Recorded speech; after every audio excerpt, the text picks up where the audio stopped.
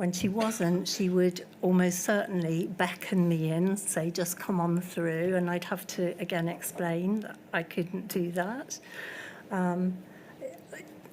It was very hard. I mean, obviously, I was pleased to be able to see her in some way possible, but it just really wasn't acceptable. I wasn't able to give her the quality and amount of care that I'd been used to and wanted to.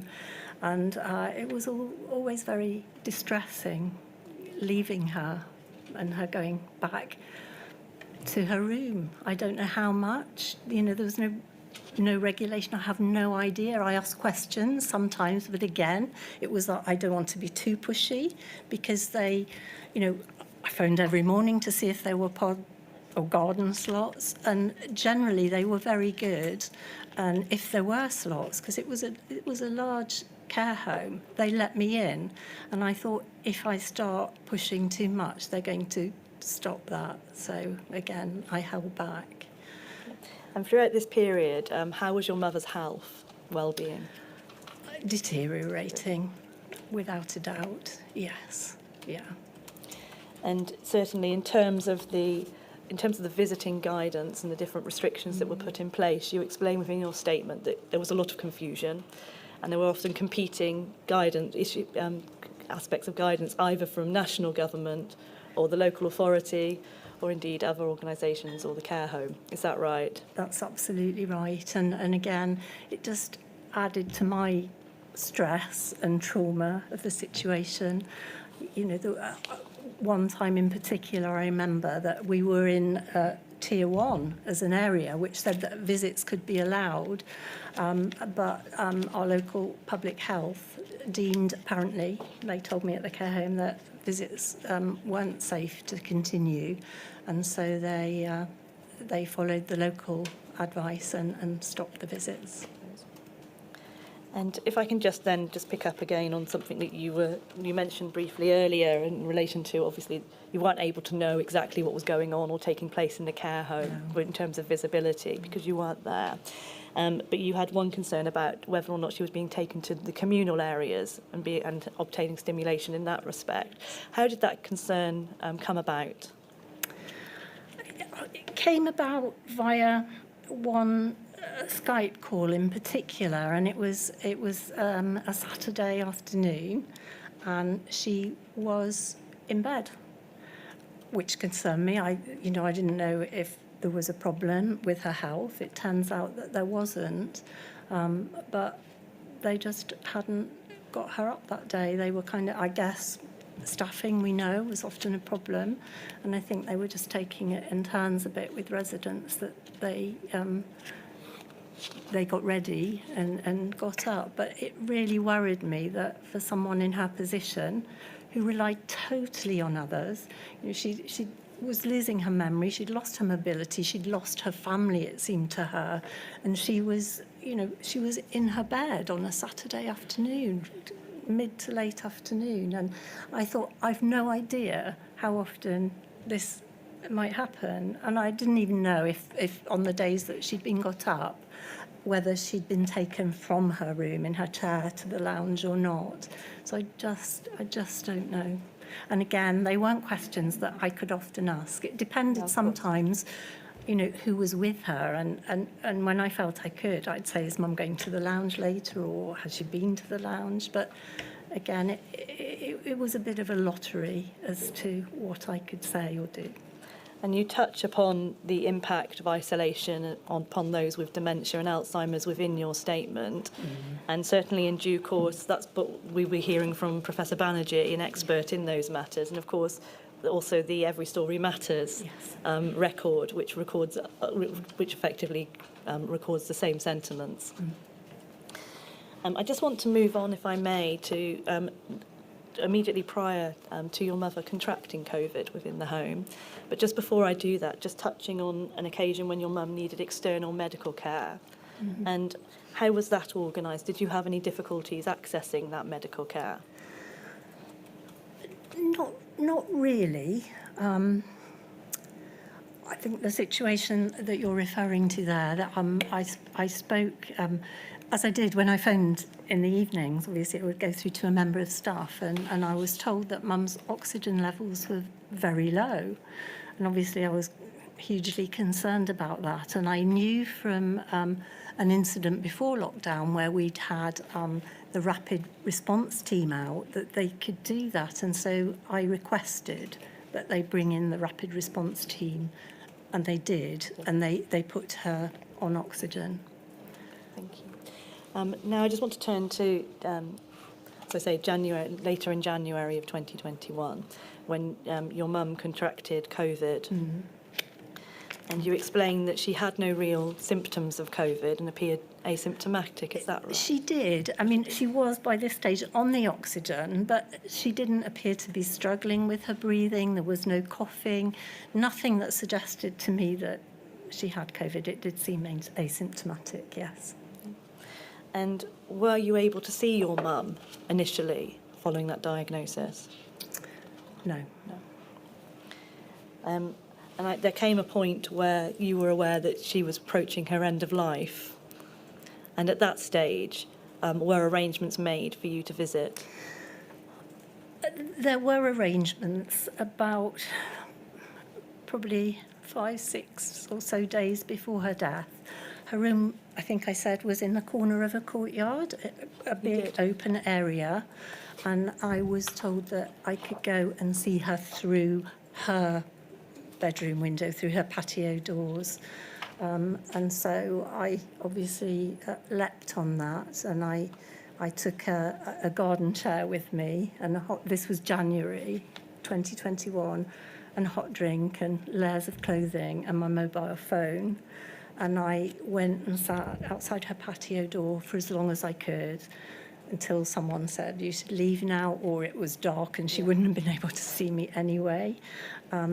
But bizarrely, I had to be on my own. I couldn't take my husband or a friend with me. It was just me, despite I could see no reason, no logical reason why that would pose a threat to anyone. But anyway, I was able to do that. I had my phone. They put a mobile phone in a black bin bag on my mum's shoulder, and I was able to talk to her. I did have conversations then, but obviously she became more ill, and in the last 48 hours of her life, I was allowed end-of-life visits. I'm not sure why end of life had to mean those last hours, why it couldn't have been before. It makes no sense to me. Who determines what is end of life, and why can't there be more dignity than having to speak to Mum through a plastic bag? By the time I was allowed in, probably the first 24 hours, she was conscious, she was aware who I was, but she wasn't communicating with me, she was non-verbal. And then when I went in the next day, she was unconscious. So I just going to ask you a couple of questions, if I may, about those visits. You've explained you were only allowed to go on your own. Yes. Is that right? Yeah. And your husband would often wait in the car outside for you. Yes. And in terms of those visits, you would also have to wear PPE equipment, is that Yes. right? Yes. And that would involve a face mask, Yeah. an apron, Yes. and gloves. Yes. And in terms of her room, you also explain in your statement that the layout and how it looked changed. It did. And became more clinical. It did. Yes. And how did you feel about that? How do you feel that impacted those visits with your mum? Again, it didn't feel like her home. It felt more austere and friendly and intimidating to her, I think. Probably one of the worst times was after I'd been told she had COVID or had tested positive for COVID. Clearly, she'd seen the changes to her room and clearly seen perhaps a difference in what staff were wearing. And she said to me on my nightly phone call, "Is this it?" And that's the most awful conversation I've had to have. And obviously I tried to reassure her. As I said right at the beginning, she'd been an incredibly strong and resilient woman throughout her life, very powerful, very admirable. And, very matter-of-factly, is this it? But I couldn't say, yes, it is. I think perhaps I was in denial a bit myself because she was asymptomatic and because, she was so strong. I thought perhaps she could pull through it, naively, of course, but you hope for the best in these situations. But it was very difficult, and I think the change in the environment put that idea into her head too. And in terms of how you were able to visit, you were still socially distanced, as I understand it. So you were still a metre or so away from her. Yes. At the end of the bed. Yes. So again, it seems so cruel. I couldn't be posing any kind of threat at that point. So, as I said, for 10 months, even as she lay dying, I could have no physical contact with her. And, I remember when I lost my dad in 2010 and he was dying, I promised him that I would look after my mum. And I just felt I'd let her down so badly. And that guilt just is with me always. And certainly, you were there when she passed away with her. Yes. And you stayed for a while after that, as I understand it, with her. I did. Yeah, one of the nurses went to tell Mike, who was in the car park, what had happened, and he was allowed to come round to the door to check on me, but he still wasn't allowed to come into the room, which, again, makes no sense to me. It must have been an incredibly lonely experience for you. It was. And distressing. And I just want to touch, if I may, then onto the funeral arrangements. You explained that it was really at this point that you were able to touch your mum again for the first time as part of those end of life rituals and the care that was being undertaken by the undertakers. Your mum had paid for a funeral plan herself; she'd set it all up, but they were unable to facilitate that, and so you chose, understandably, to move to a different undertakers who could facilitate that. Yes. And did that bring some small level of comfort to you? Excuse me. Yes, it did, ultimately. There was a lot of additional trauma that shouldn't have been there, really.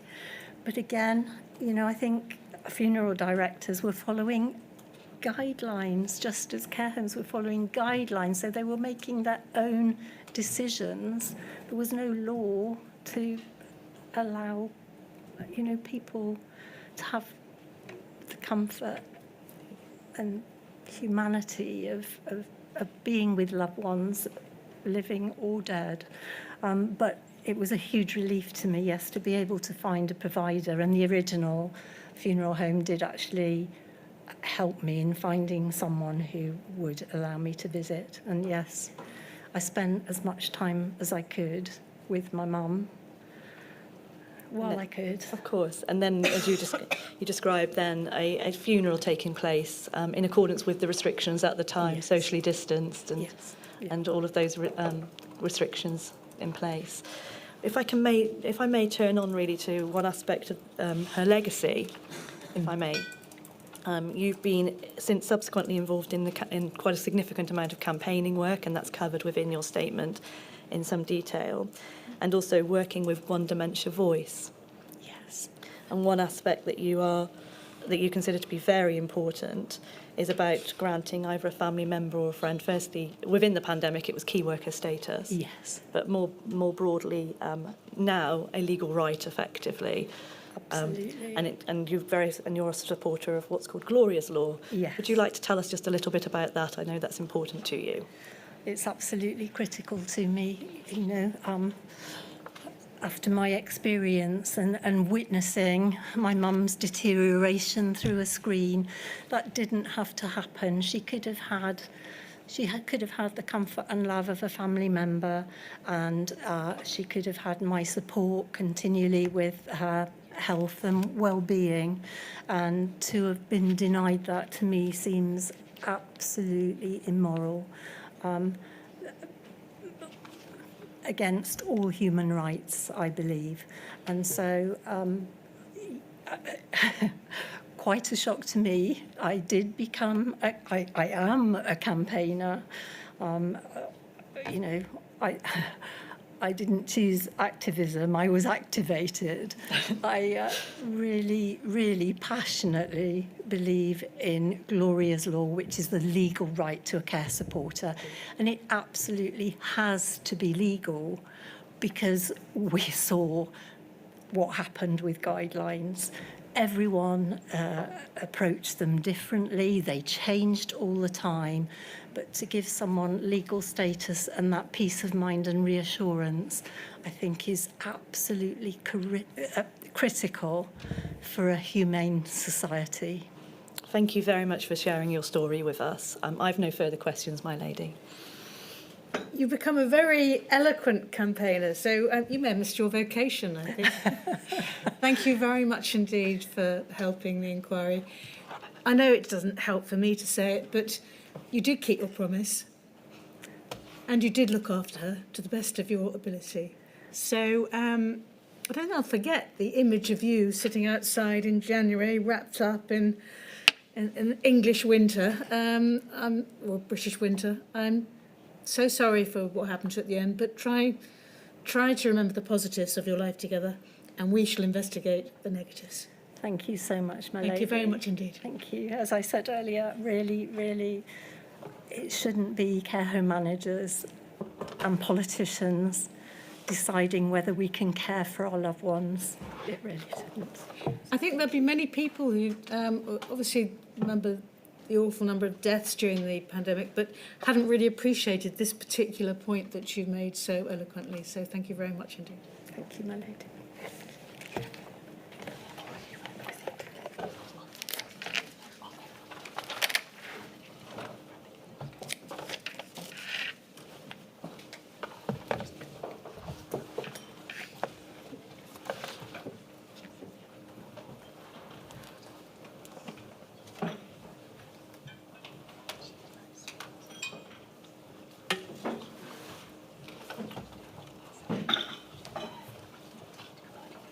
Monsieur.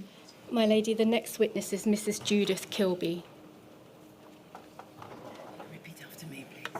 I do solemnly, I do solemnly, sincerely and truly declare and affirm that the evidence I shall give that the evidence I shall give shall be the truth, the whole truth, and nothing but the truth. and nothing but the truth. Thank you, please. Thank you very much for coming along to help us. Sorry we kept you waiting for a short time. I hope you were warned. And if any stage you need a break, please just say it. I'm sure Ms. Young has told you, but you may find it easier to get it over with, because I know it won't be easy. Could you start by giving us your full name, please? Judith Kilby. And you've provided a witness statement dated the 2nd of May 2025. That's at INQ 000614380. Yes. Is it right that you have a background in nursing Yes, I do. and you've worked in nursing homes before Nursing home and care homes. and care homes, and you've also worked as a business manager for a specialist care home group? Yes, that's correct. So it's fair to say that you're fairly knowledgeable and experienced in the way that care homes operate. Generally, yes. But you've come today to talk about your personal experience, is that right? That's right. And that's in relation to one particular care home in Scotland that your dad was in and sadly died in on the 10th of May 2020. Yes. Before we talk about your dad's time in the home, could you just tell us a little bit about your dad, please, about his character, his sense of humour, what he liked to do? He was a Geordie. He had a great sense of humour, as I think many of them do. He loved nature. He loved the environment. He always stood up for people that he felt were mistreated. He taught all his children lots about nature, and you know, we were hounded by what's that bird when we went for a walk. You never had any peace. And he invested those interests into all of his grandchildren as well. I never heard him say a bad word about anyone. He was a sociable, happy person. Is it right that he had 8 grandchildren? He had 8 grandchildren, yes. And he loved spending time with his family? Yes, very much so. And he was very practical. He always wanted to help when he came to visit. So he was, a very genuine person. Is it right that your dad was diagnosed with Alzheimer's? Yes, shortly, a couple of years after my mum died. But that Alzheimer's manifested it just really in short-term memory loss. He never changed his personality or lost his sense of humour, was always grateful. It wasn't someone that would wander. He was still driving before he went into the home after the stroke.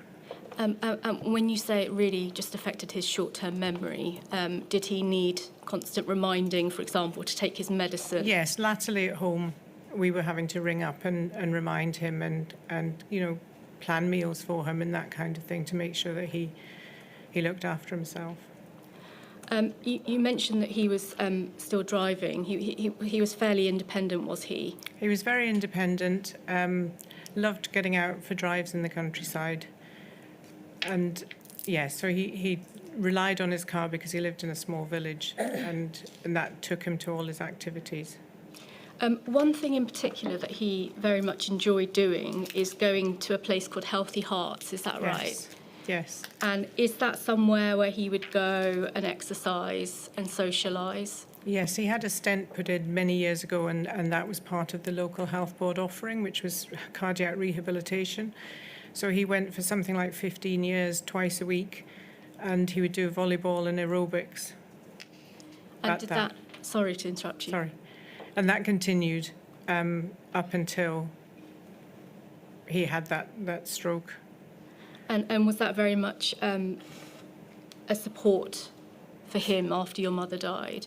Yes, it was, because she used to go sometimes with him and just take part in the exercises, but it was a structure for him. You know, he would mark his calendar because of his memory. He'd have a red heart on each of the days that he went to Healthy Hearts, so his calendar always told him which day it was. You mentioned that your dad had a stroke. Was that in September 2018? Yes, it was. And you were with him at the time? Yes, I'd spoken to him on the phone the night before and came off the phone and said to my husband, I feel, Dad, there's something wrong. He says he's not depressed, but his voice is weak, it's thready. I'm going to see him tomorrow. So I was called down to see him, found him confused and unstable on his feet, and he had a stroke in front of me. So I knew there was something happening, and I was right.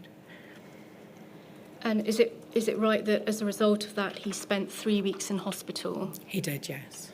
And it was after that that the decision was made that he should go into a care home? Yes. He wouldn't have managed at home immediately following the stroke, so the decision was made then.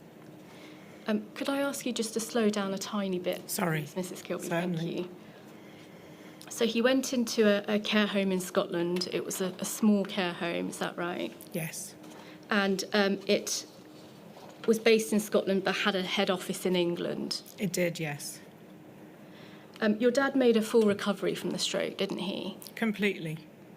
And in January 2019, you arranged for him to start attending Healthy Hearts again once a week, is that right? Yes, because of the nature of the home, it was so small that he would be lucky if he'd walk 20 steps from A to B. And there wasn't a garden per se, there was a little courtyard out the back. So I felt that for his mental well-being and mobility, he needed to be doing some activity. So felt that it was time to try it and spoke to Healthy Hearts and the home, who agreed, but the home couldn't take him because they didn't have the staff capacity. So the home was nearby Healthy Hearts? It was. But they weren't able to help No. with that. So is it right that you did a 100-mile round trip to take once your a week. dad? It wasn't twice a week at that point. It was once a week. And if I couldn't do it because I was away with work, my husband kindly would step in and do that. So we felt it was important to keep Dad mobile and keep him in that environment. And were you able to see any benefit in him attending? Massively. He would forget where he was going and say, where's this place? And as soon as he walked in, well, even before you walked in, you'd walk through the car park and he'd see a face he recognised and start chatting to them. And muscle memory was there. When the music started, he knew what aerobics he was going to do to each particular piece of music. So it was really beneficial for him, yes.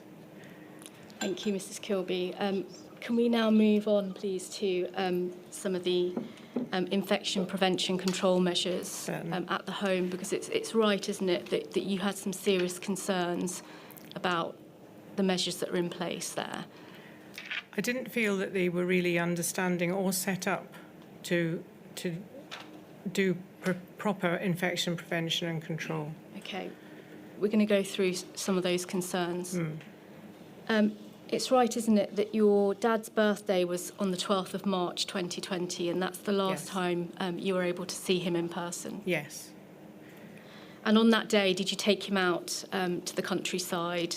We did. With some tea and some cake? We did. It was something my parents did often. They would take a flask and go out and sit somewhere looking at nature. We made it very clear to the home that that's what we were doing, and emphasised that we weren't taking Dad anywhere near people. We wouldn't have taken him into a cafe or anything, because we were really concerned about the COVID situation. So that's what we did. And why did you feel the need to tell the home where you were going and the fact that you weren't going to go near people? Because we felt that they hadn't quite grasped the enormity of what was coming, and having seen the images on TV in Spain and Italy in care homes, we were acutely aware of it and really wanted to hammer that point home. And when you said this to the manager, do you remember what the manager's response was? I asked him about reducing footfall through the home and urged him to do so, and was told, we haven't been told to lock down yet. When you got back to the home, they had very kindly prepared some birthday cake, is that right? Yes. And your dad blew out the candles and shared his cake with the other residents. Were they together in the same room when they did that? There were a few residents in the room, but they all congregated. There were few numbers in the home, so they would congregate around a large dining table. So we didn't see him having the cake with them, but they got him to blow out the candles, and then they were taking the cake to the table for everyone to share. And I remember thinking at the time, I didn't say anything to them at the time, but thinking this is maybe normal practice in the past, but this is, you're not aware of the COVID issue. This shouldn't be happening now. Did it appear to you that the staff understood what the potential risks were? Not at that time, no. You say that there was some hand gel available at the care home. Yes, there was. And visitors were encouraged to use that gel. Yes. Were there any other measures in place that you could see? Not that we could see at that time, no. And it's right, isn't it, that day you waited for him outside the toilet so you could remind him to wash his hands? Yes, because he was mobile and independent in that way. But I wanted to make sure that he didn't just wash his hands and just run them under the tap. I wanted to make sure he did it properly. And was that something that he needed reminding to do? Not to wash his hands, no, but to use the gel or to wash his hands thoroughly, yes. Is it right that a week later there was a review due in regard to your father, and you suggested meeting remotely for that? We actually said we wouldn't come in for it because we didn't want, again, emphasising the footfall through the home. So we wanted to do that remotely, yes. And the manager's response was to meet in the conservatory instead, which would avoid going into the home. What were your concerns with that? We refused to do that because we said that although we're meeting in the conservatory, you're meeting us and then you're going back into the home, which is the same as us, to my mind, going into the home.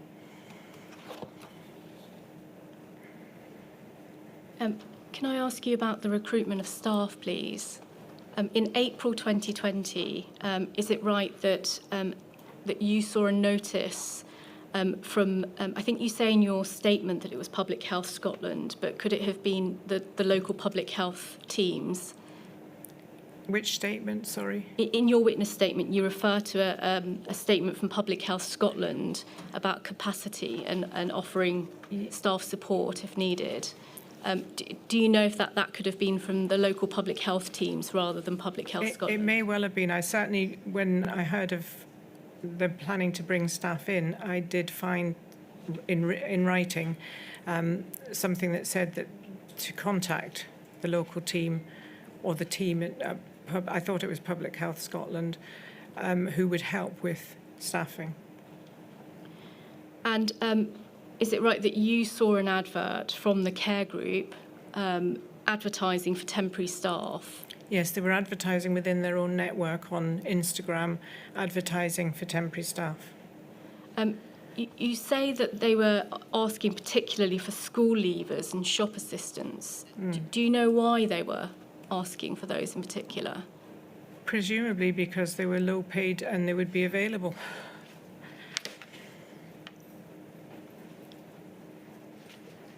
Do you know if they took up the offer from the local public health teams for extra support for staffing? I don't know if they even approached them. And it's right, isn't it, that soon afterwards there were indeed some new staff at the care home? Yes, there were several youngsters. When you say youngsters, I think in some cases they were teenage offspring of the care staff. Certainly of people that were associated with the home, yes. And do you know what kind of jobs they were given? Were they given any jobs relating to personal care? I asked about this and asked if they would be given appropriate training and was told that they would be given suitable training for the tasks they had to complete. So I assumed it would include personal care. Do you know what PPE they were given to wear? I don't think at that time anyone was wearing PPE. I don't think the guidance had come through at that point. But is it right that you were at that point very concerned about their knowledge of PPE and IPC measures? Yes, I was. On the 18th of April 2020, the manager came in with symptoms, is that right? Yes. And he thought that it was just a cold. Yes. And I think the next day he did a test. I think you say because he wanted to prove that it was just a cold. Yes, he did. And in fact, the test came back positive, is that right? Yes. Do you know if there was any policy or protocol in place at the time about what staff should do if they had symptoms? I don't know what their own policies were. I think certainly there were staff that were isolating after that. So I think they did stay away from work. But obviously he'd been in with what he thought was a cold, which proved to be COVID. And on the 21st of April, you emailed the home to ask about testing of residents and staff, and that's because of the recent Scottish guidance that had been issued. Yes. And can you tell us what your particular concern was?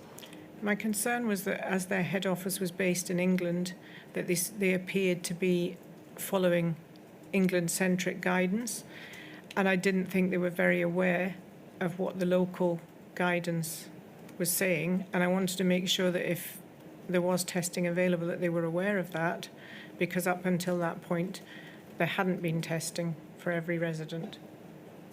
And did it change after that? I believe shortly after that there was the testing was for people showing symptoms, and very quickly after that pretty much everybody, albeit not on the same day, was showing symptoms and therefore tested, but they were tested in batches of a couple of people at a time. Can I ask you about the isolation of residents? Yes.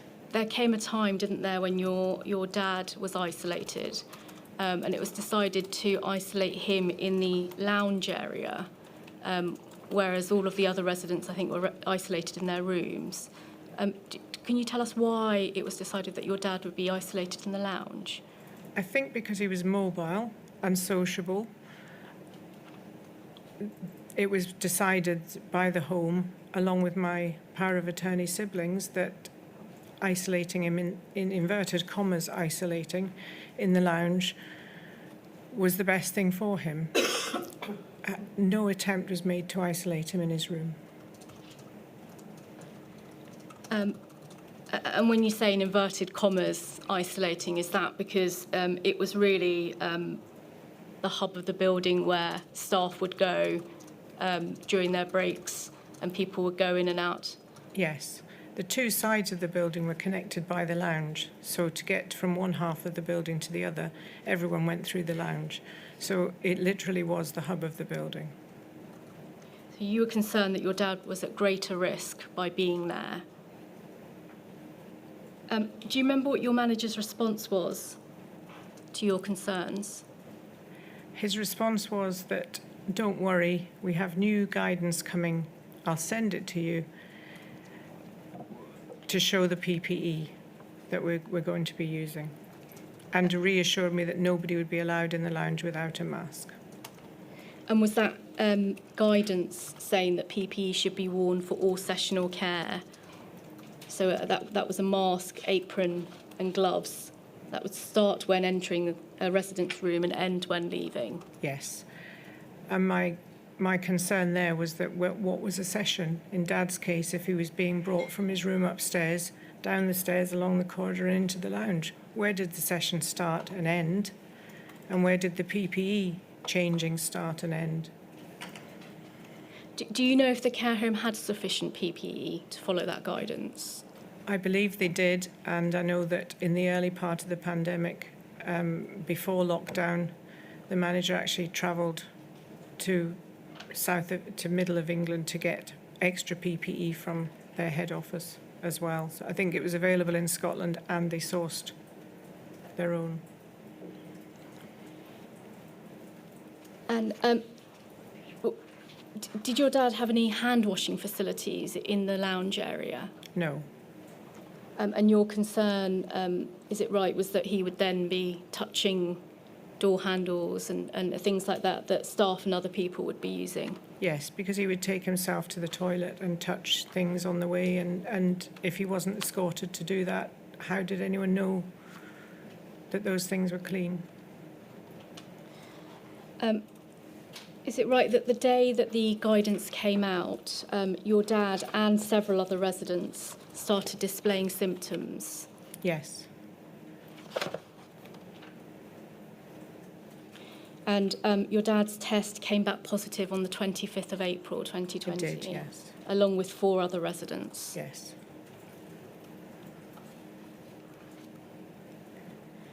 Is it right that the next day you heard that staff were travelling from the Midlands to help out in the home? Yes. And your concern about that was that they may be bringing COVID with them into the home? They were coming from an area that was a hotspot at the time for COVID, and my concern was that there may be different viral strains. Another concern was that you weren't allowed to travel those distances, and you weren't supposed to be moving people from one home to the other, let alone from one country to another, and also concerned about the quarantining of those individuals and testing. And did you raise those concerns? I did. What response did you get? I was assured that they would be appropriately quarantined and tested. And do you know if that happened?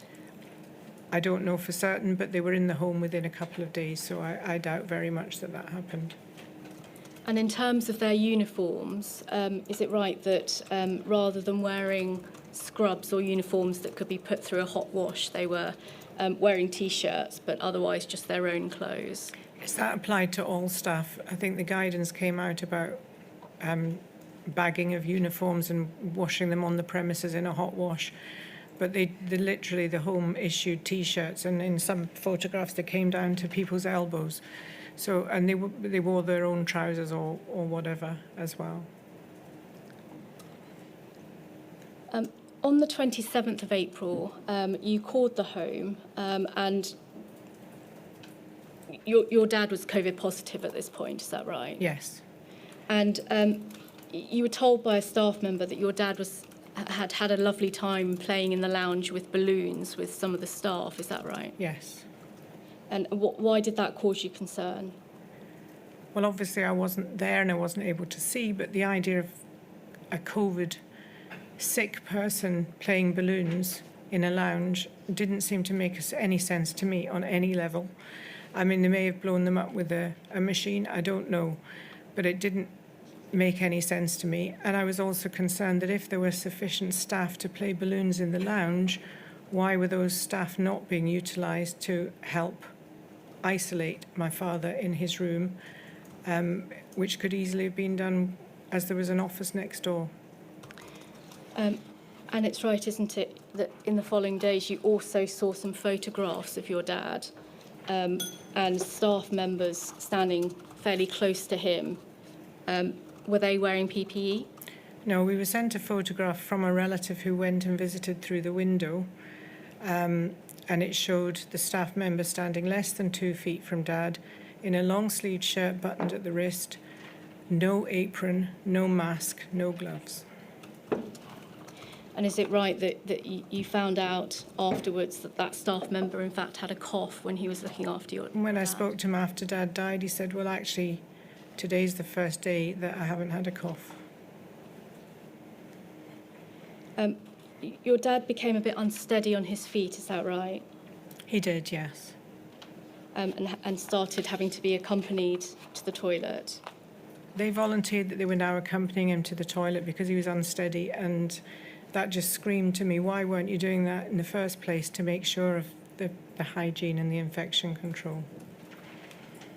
And on the 1st of May, he started showing signs of poor balance, decreased mobility and laboured breathing. Is that right? Yes. An ambulance was called on that day.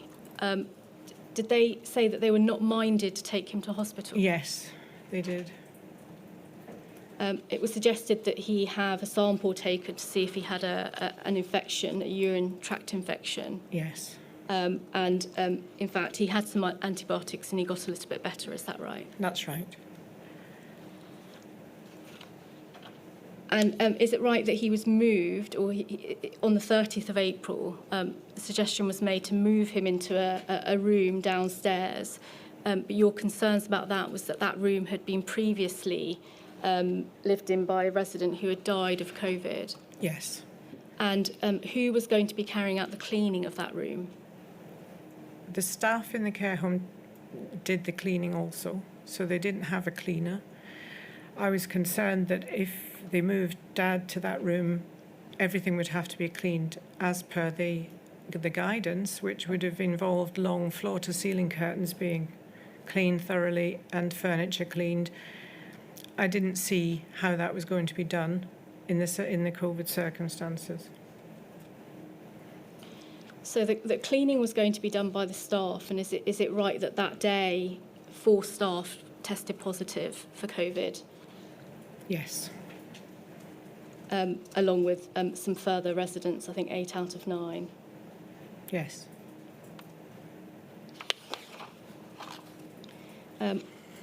You were sent some further photographs of your dad, and you were quite upset by one in particular. Do you remember the photograph I'm talking about, where Yes. you turned to your husband and you said your dad was dying? Yes, my husband and I had been for a walk and we got home and a message came through from my brother. Sent me a picture of Dad taken through the window, and I barely recognised him. And I just took one look at it and turned to my husband and said, Dad's dying. You also received a video the following day. Yes. How did he look in that? Grey, disorientated. Dad was musical. He could recite long poems, and he was trying to clap along to music, and he couldn't even coordinate his hands to clap. He was clearly, to me, hypoxic and extremely unwell. And it's right, isn't it, that in fact at 11:30 p.m. that day, he was very unwell with low oxygen sats, and the manager called 999. Yes.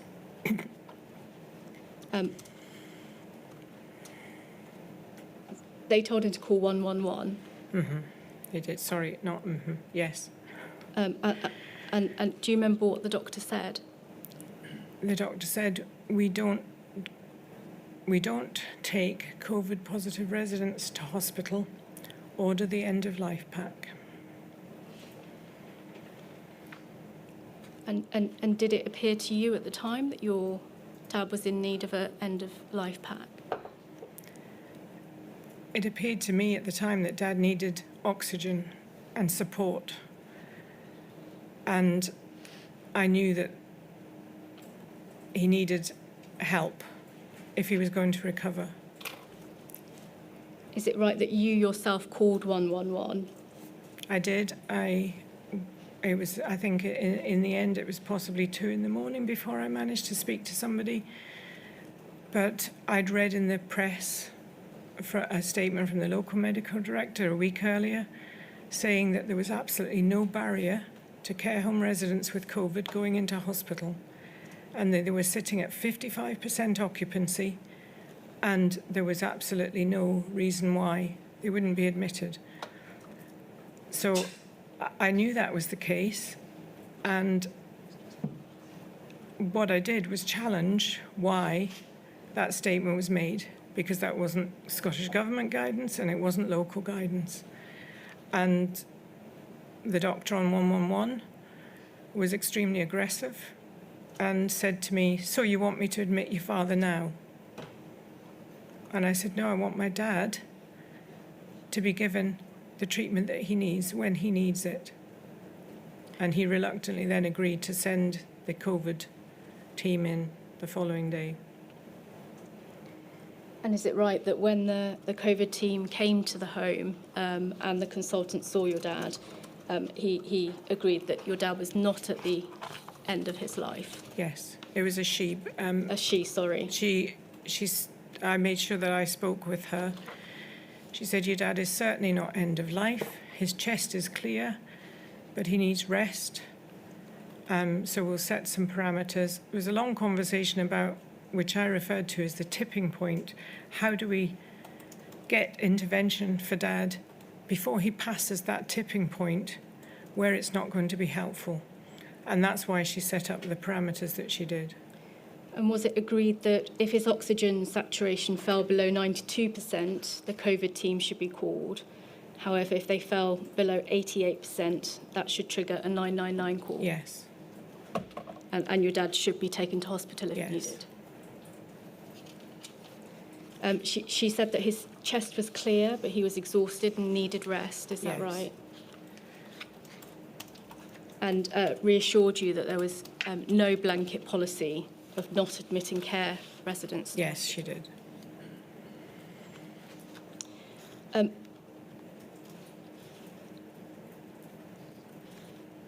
Over the next few days, is it right that you remained anxious and distressed? Yes. Sorry. Yeah, very much so. It was like everything we were thinking about all the time. You were obviously worried about your dad's health. Yes. But is it also the case that you were concerned that the staff that were looking after him were not trained or knowledgeable about the signs to look out for? Yes, they were measuring pulse oximetry, but I didn't feel that they knew the signs of hypoxia, and that's because of various calls they'd made. So when they had called for help for Dad, and they were asked by the person on 111, is he distressed? The statement back to the doctor was, no, he's not distressed, but he was sitting in a chair all night. He was sitting in a chair all night. He never did that. He was doing that because he couldn't breathe.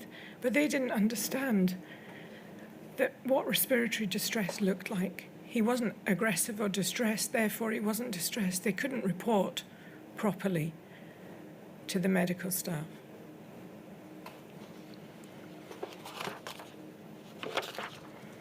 And when you say he was sitting all day, it's right, isn't it, that he was in fact moved to that residence room that we discussed earlier? Yes. And is it right that rather than having his chair moved from the lounge, you saw from photographs that he was in fact sitting in the chair that belonged to the previous resident Yes. who had COVID? Yes. And do you know if that chair had been cleaned? It was a fabric chair. It was a friend of mine's mum who had died in that room. I knew it was the same chair. Dad's bed was not his bed. It was the same bed as that lady had. And I don't think anything had been deep cleaned. It may have been cleaned, but to my knowledge, the curtains were never taken down. I saw the personalised things, his photographs and things in the room, but I could clearly see it wasn't his own furniture. And your dad became unwell again that day. He developed a rash, is that right? Yes, But by the time the doctor came, the rash had gone.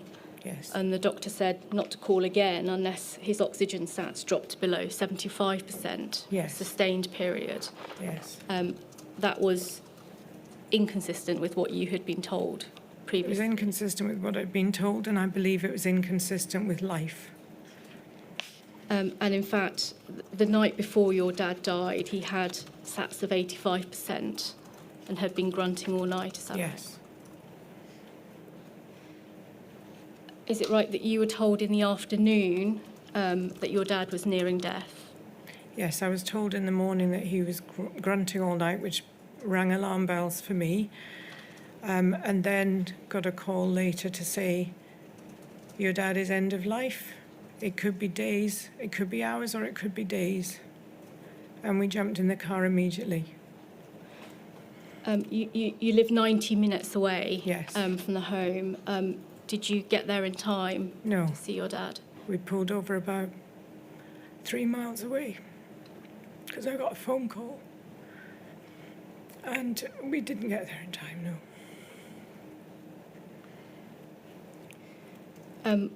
One of your brothers was there with your dad, is that right? Yes, And he was in full PPE, yes. but he was able to sit with your dad as he passed away. Dad wasn't conscious or aware at that point, but he was in the room with him, yes. And is it right that you decided not to go into the room? Yes, because our son drove us there. Our daughter came from her home and we were all outside. My brother was beckoning for me to come in, but knowing that the home was full of COVID. And Dad was already gone. I wasn't prepared to go in.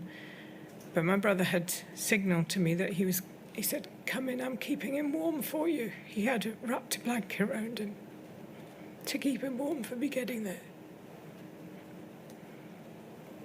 Are you okay to carry Yes, on? I'm fine. And I, in your statement, you summarise the last 17 days of your dad's life by saying that he had struggled for those days and died, struggling to breathe, without any oxygen, supportive fluids, or end-of-life medication to alleviate his distress. Yes. You also mention the last words your dad said to you on a video call. Do you remember what those were? When are you coming for me? You say those words will haunt you forever. Yes. Can you just tell us a little bit more about the impact that your dad's death has had on you and your family? It's had a huge impact, which is why I'm here, because I want to prevent other people going through this. Had an impact in making you feel isolated from friends and colleagues as they got back to normal.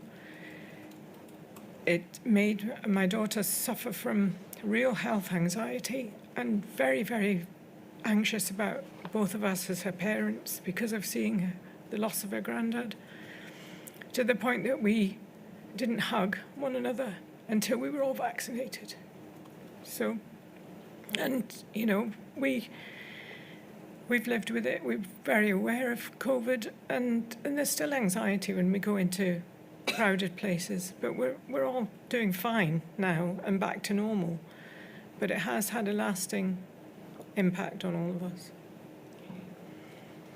And you talk about the funeral, and you say about that that there were no hugs, no collective memories of Dad and his life, no celebration of a life well lived, but rather a complete absence of the usual support in the grieving process. Is that right? Yes, it was no grandchildren could be there. There were only 10 people allowed. He had 4 children. They had their partners, so there were no grandchildren. Our son gave us a letter to put in the grave. I don't know what that said, but that was all he had. Thank you. And since your dad's death, the Scottish COVID Bereaved group has been a big support to you. Hugely, because finding people on Facebook in the early days that actually got it and understood what you were going through was a huge support. And I was part of the early group that started work on looking for inquiries and wanting to make that happen. Those are all the questions I have. Thank you very much for coming to assist the inquiry. Thank you. Ms. Kilby, when you suggested things to the manager of the care home with your experience, how did they take it? Did they think that you were interfering? Did they think you were being helpful? What was the response that you got? I tried to be very balanced in what I did, and I was very aware, being a nurse, that every time somebody phoned, it was pulling them away from what they were there to do. And as there were 4 of us and one sibling was ringing every day, I would email and message rather than phone. I was aware also of the hygiene of passing phones around. Generally speaking, it was taken on board, and seemed to be appreciated. But I'm not sure that it actually was, because there were statements made by the manager, things like, "We'll be out of the woods now, we're on day 14. And I had to tell him that the average person, elderly person, died on day 18 to 21. And I was told, "You've dashed my hopes." I thought we were out of it. So I think they were at best incredibly naive. The comment was made, "We have a mild version here." From your experience, I mean, obviously you've got a great deal of experience within business manager of care home group. Have you managed to analyse whether this was the lack of implementation of IPC measures was particular to this care home or this group of care homes, or have you worked out whether this was something that others in your group have found in other care homes? I believe that it probably was happening in many care homes. I think the absence of care inspectorate going in, GPs going in and relatives going in meant there were no checks and balances. How did people know what was going on? I kept close to it by looking at WhatsApp messages. There was a WhatsApp group for families, and I kept abreast of all the guidance and things, and when something needed flagging, I flagged it. But it was trying to get that balance right to not intrude. I don't think we know what was going on in care homes. The doors were shut and we didn't have access to see that. So I would imagine if what was happening in my dad's home was probably happening in varying degrees across the board. But by this stage, as you say, we've been seeing photographs of the impact of COVID and awful impact, particularly on the more elderly. It's extremely concerning, as obviously you were at the time, that care homes who catered for the most vulnerable weren't conscious of what they should be doing. No, I agree. Thank you very much indeed for your help. Thank you, Millie. And I'm sorry you went through what you went through. You obviously did your very best. I did, and I think that's one of the hardest things that I did, my utmost. I guided and helped at every step of the way to try and get the right care for Dad, and fulfil my promise to Mum that I would look after him. You did your best. And I did my best, and I know I did. Thank you. Thank you very much indeed. We'll break now, and I shall return at 22.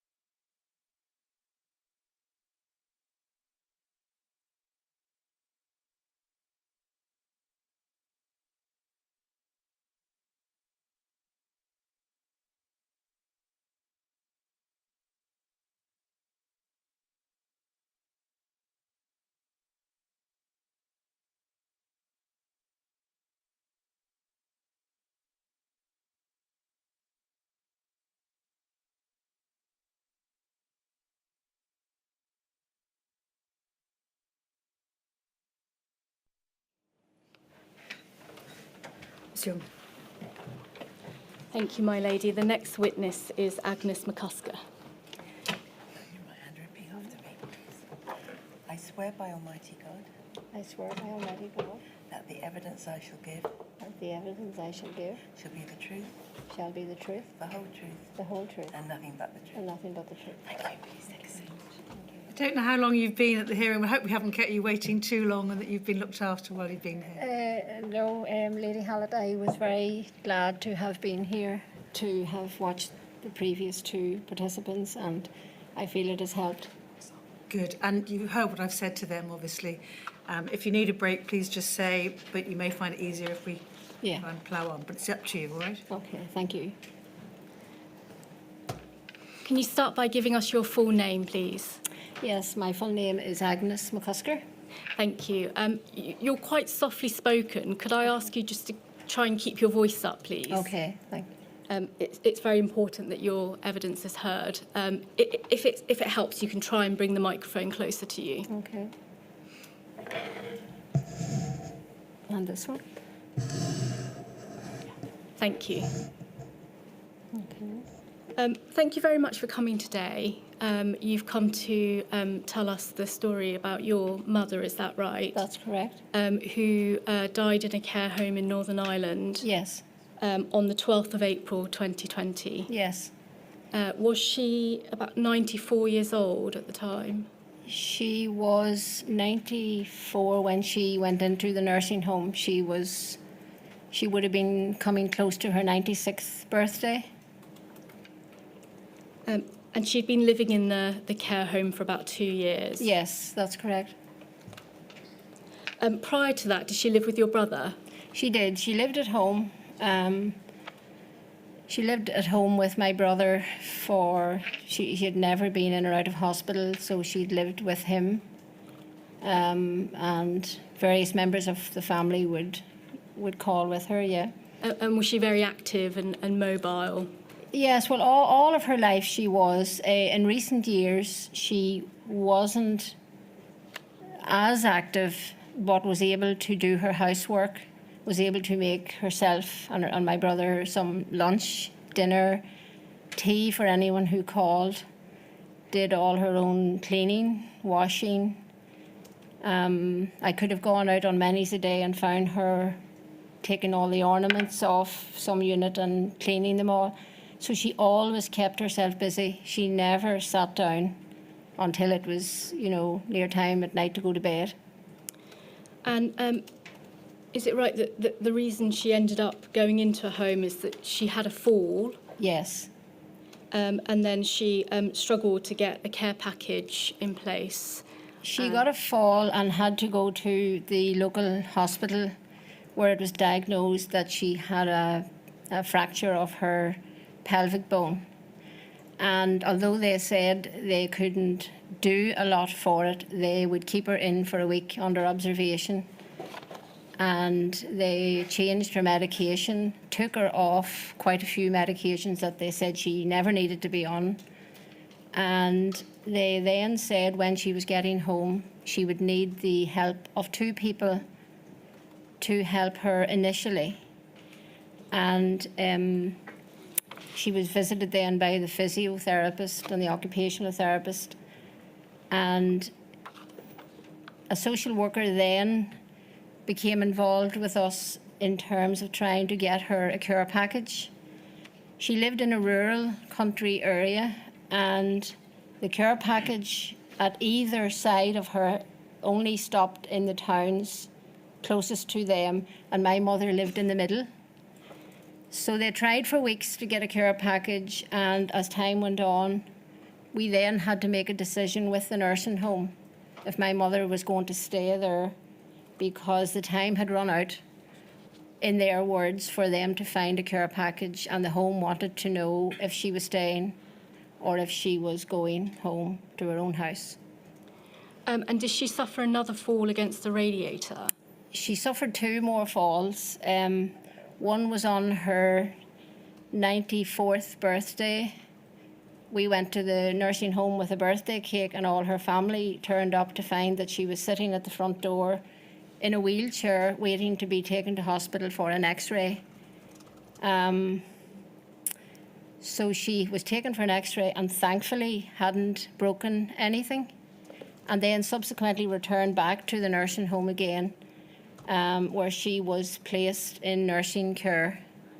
The home had two separate parts. They had a nursing care section and a residential section for a small number of people at the back of the home. And when COVID came, was your your mother was living in the nursing section? Yes, she was. And did you try and get some physiotherapy support for her to try and get her back on her feet? Yes, physiotherapists had called out at the home, and we were never informed of when they called or who they spoke to. They would have probably needed a family member present, but we weren't told when the physiotherapist was coming to the home. So while we did inquire, we were told that the physiotherapist would come in once every so often and take my mother for a short walk and determine what her mobility issues were. And we are just led to believe that that did happen, but we never saw it happening. But her mobility didn't get better. So she was unable to get back on her feet by the time the pandemic came? Yes, she was initially walking with the help of a walking frame. And then she had another fall. But the other fall occurred when they moved her from nursing into residential. And we had great issues with her going to residential because we were told that the people in residential had a certain amount of mobility, could, if they wanted, go in and make themselves a cup of tea in a small kitchen, and that, in their opinion, my mother only needed one person to help her, but she couldn't manage on her own. So being in residential, she wouldn't have had the one person there with her. And we tried to get the home themselves to move her back to nursing care. And they said no. And then I approached the social worker who initially helped my mother to get the placement. And she said she would have a word in the nursing home, and they said no. We think she's fine in residential. But she did move to nursing, and that's where she was. Yes. When the pandemic hit. Yes. And did she have her own room? She had her own room, yes. And could you tell us about her hearing, please? Yes. When my mother was a child, she developed a bad ear infection, and she remembers that her relatives, her parents, took her to the local doctor at the time, and he told her that the infection, although she didn't feel anything, had been there for some time, and that it might affect her hearing as she got older, but she subsequently lost all hearing. In that ear? In that ear. And at one stage, when she was maybe in her 70s, they took her in and completely sealed the eardrum, so she had no hearing in that ear, and she wore a hearing aid in the other ear.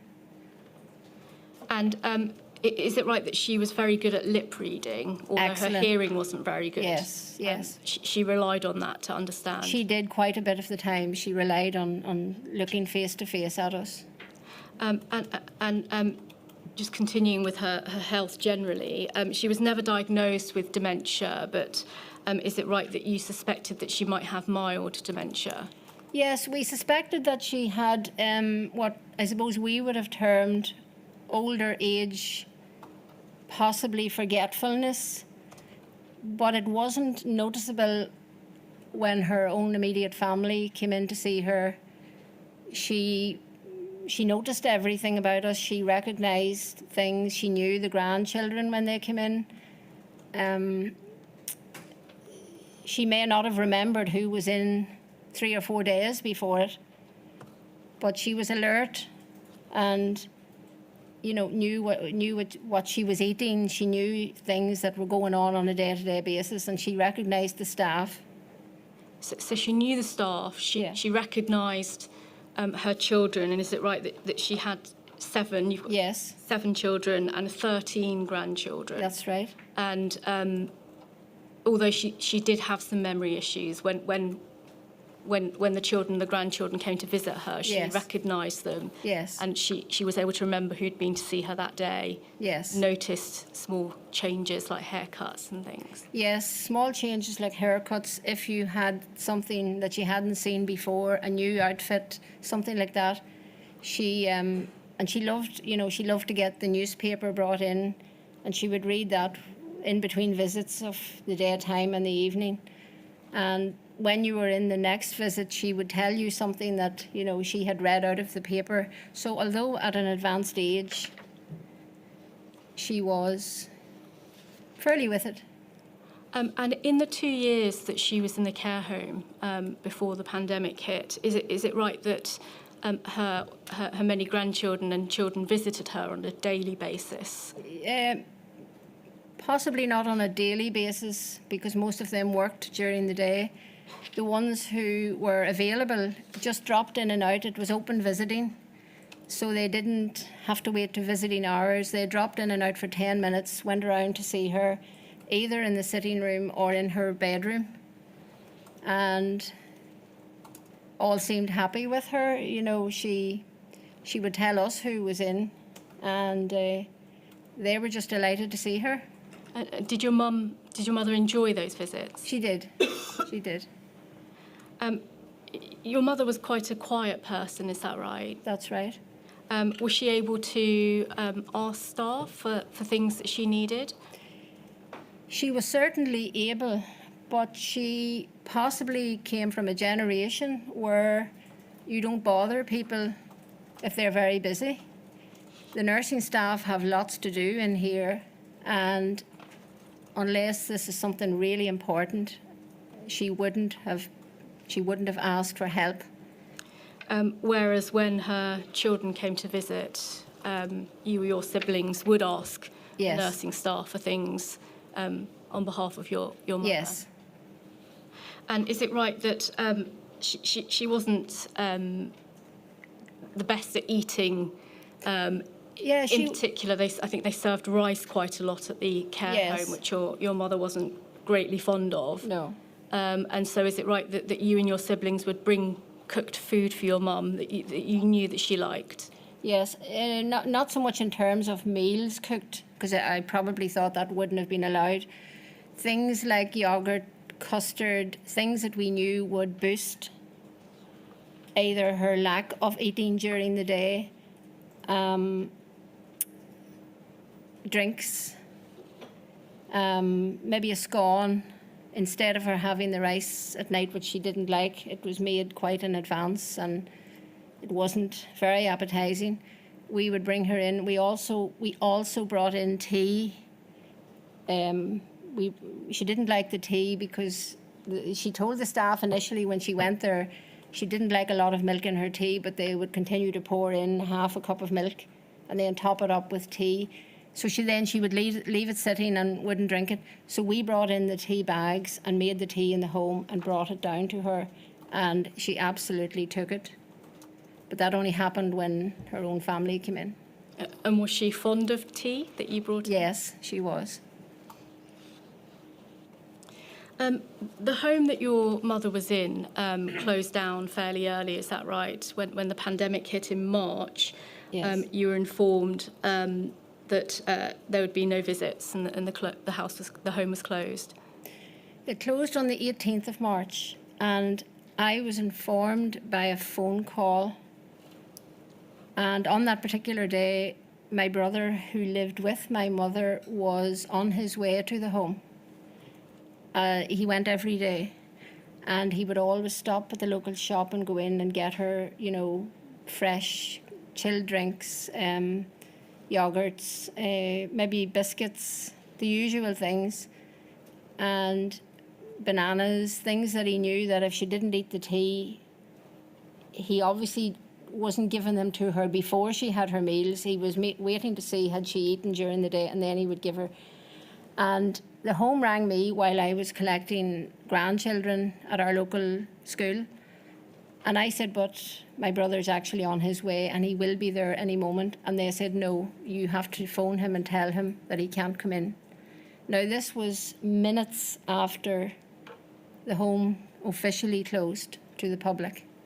And I said, but could you let him in just to give in the things that he has bought? And they said no. Did they give you much more information than that? Not at the time. They just said, we'll monitor it as it goes along. This hopefully won't last. And I immediately was concerned that if it went on any longer than 2 or 3 weeks, even at that stage, that my mother would go downhill, because you know your own mother best and you know what affects her. If she was resilient and outgoing and asking lots of questions, I probably wouldn't have been so doubtful.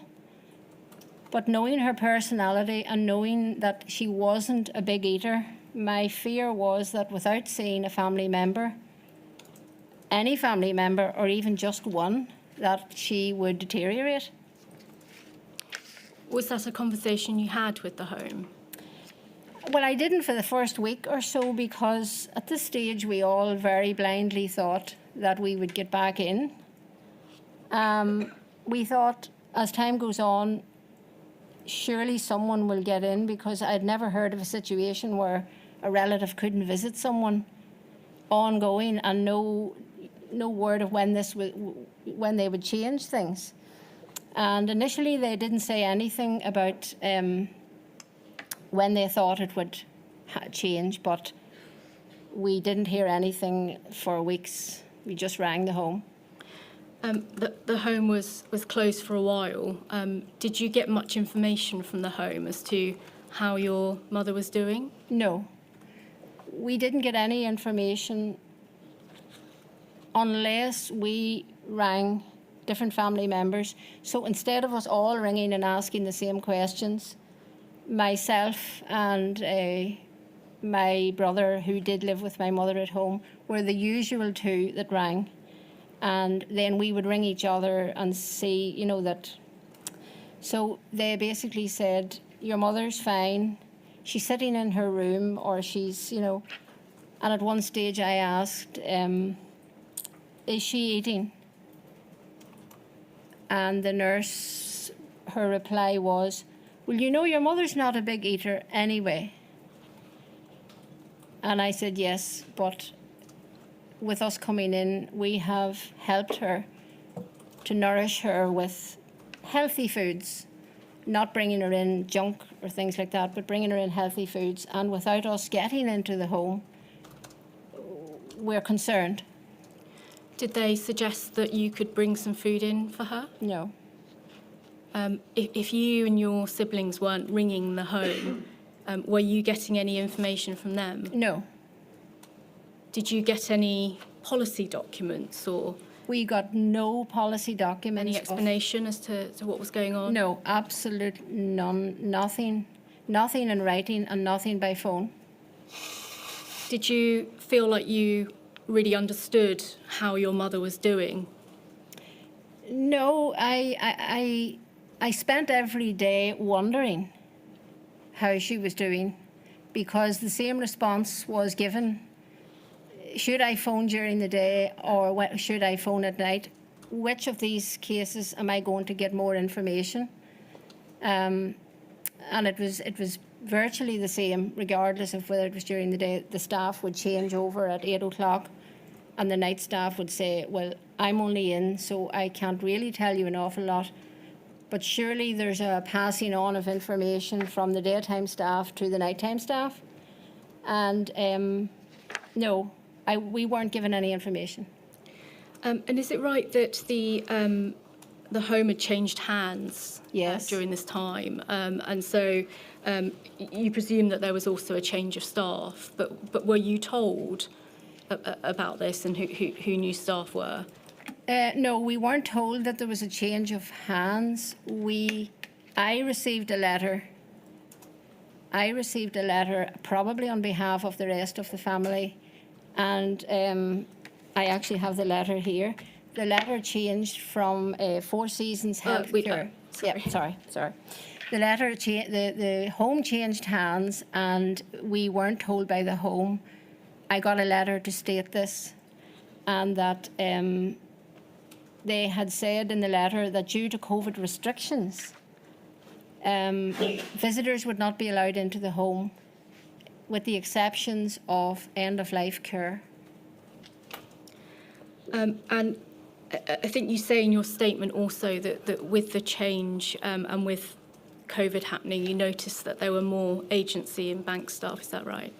Yes, and the only reason I know that, without being in the home and without being told that there will be other staff members, when I rang up, the names that I was given from the person answering the phone were not the names that we knew from when we were in visiting. And therefore not the staff that your mother knew either? Yes, that's right. And is it right that you were phoning the home every day to check on your mother? Yeah. And you were just always told she's in her room, she's fine? Yeah. One of the other concerns that you had was that her chair was in a place in her room which was quite some distance from the buzzer, which she would have to ring if she needed help. Yes. Do you know if that changed at all? Well, the only reason I know that is because I was in the home on an occasion before COVID, and my mother, I think maybe she just hadn't been feeling well one day, and they had set her out in her armchair. They normally would have taken her to the day room and sat with all the other residents. And on this particular day, she was sitting at the chair at the window, and the buzzer was on the opposite side of the room. Now, I'm assuming that in some instances, a connection can be made to lengthen the buzzer to have it near her. But on the occasion that I was there, that wasn't the case. And I feared that if she had wanted to call a nurse, she had no means of doing so. Can I ask you about Mother's Day? It was Sunday the 29th. Yes. You asked if you could go and see her, and you were allowed to see her through her window, is that right? That's right. So they brought her into her sitting room. And is it right that your mother was waving at you and trying to ask you to come into the room? Yes, she was, yeah. You tried to get her to understand that you couldn't and why you couldn't. Did she understand why you couldn't come in and see her? My firm belief is that 100% she didn't understand. She was waving me to come in, and I was having to shake my head because there was a very top window open with all the residents sitting underneath it. No member of staff came in and stood with her in the room to explain to her that I couldn't come in. She wouldn't have understood COVID, but I subsequently gave her a Mother's Day card and wrote on it that there was a bad flu and that I couldn't come in, but I was hoping to be in soon, and that I had to leave it like that because I didn't know, and I thought it sounded better to say, I knew she could read the card, and I knew that it might give her hope if she felt that at least someone is going to come in to see me soon. So I subsequently gave in the items to the home. And was anything suggested in terms of remote calling, FaceTime or anything like that for you to be able to keep in touch with your mother? No FaceTiming or remote call. One nurse did suggest her bringing, again, a nurse that I had never known or heard tell of, bringing her phone down to my mother. And she suggested that maybe we could FaceTime. But we felt that my mother's hearing wasn't good enough, and that seeing us on the phone and not being able to hear us, it would have been confusing for her. So we didn't do it. And was there also a suggestion, or was this the same occasion that you've just described, where a nurse had suggested using an iPad? Yes, I think one of the staff did suggest using an iPad. My mother, given her age, was not familiar with technology. She would have used the phone, quite a bit at home. And while she had her hearing aid in, she was able to hear us quite well on the phone. But we didn't get the opportunity to phone her. No one made the suggestion, and it just didn't happen. And you talk in your statement about the terrible impact that not having those visits from her family must have had on your mother. Can you tell us a little bit about that, please? Well, I felt she would have felt abandoned. That's the only way that I can view it. She would have been used to daily visits during the day and at night, and if she needed something, she knew that her family were there to back up what she maybe felt she couldn't relate to the staff, or in some cases thought the staff were too busy. She would tell us.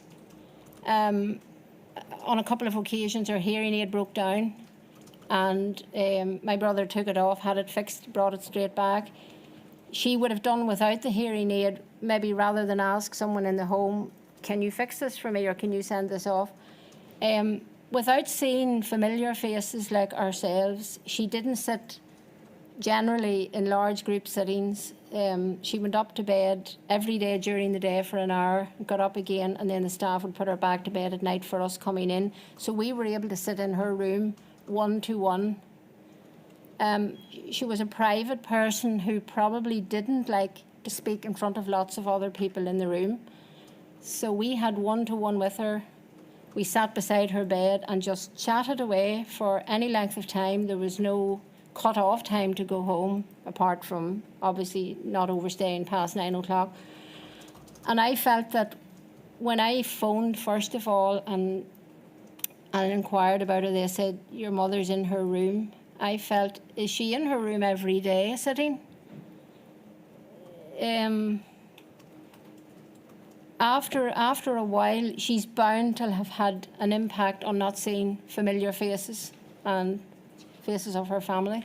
So you were worried about her day-to-day needs perhaps not being met because Yes. she wasn't one of those people who felt like she could actively ask for it, and you were worried about her degree of social contact.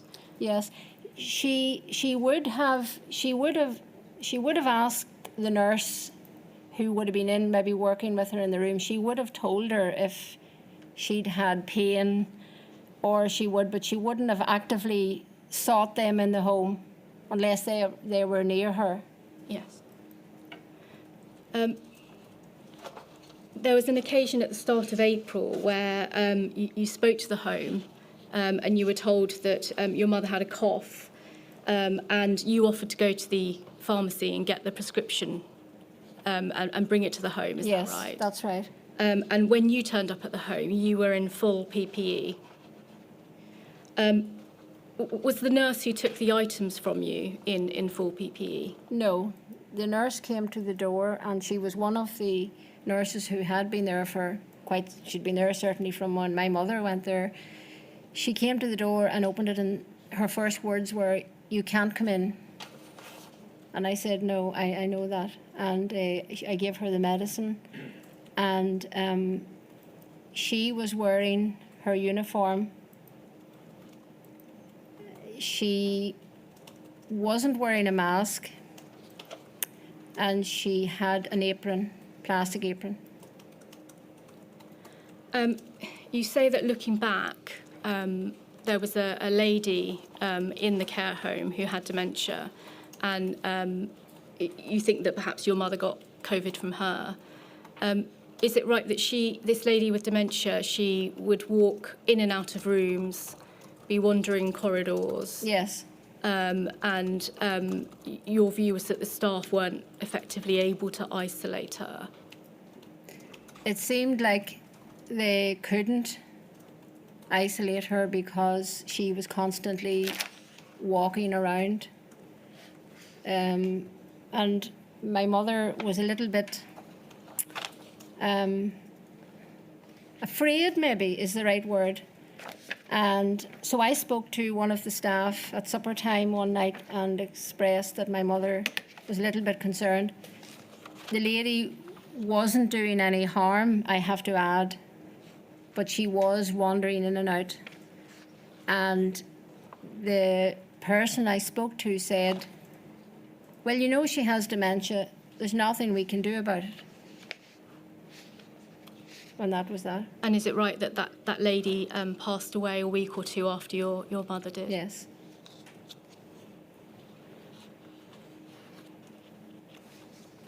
On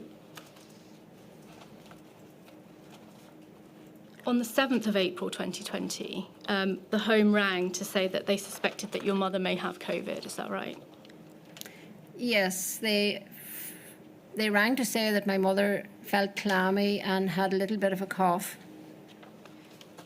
They said that they were going to isolate her in her room. Yes, that's right. And when you asked whether that meant that staff would still go in and out, they said yes.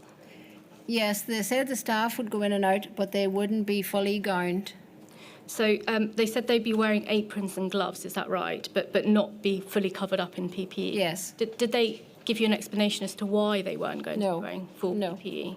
No, I'm assuming that at that stage they didn't have PPE.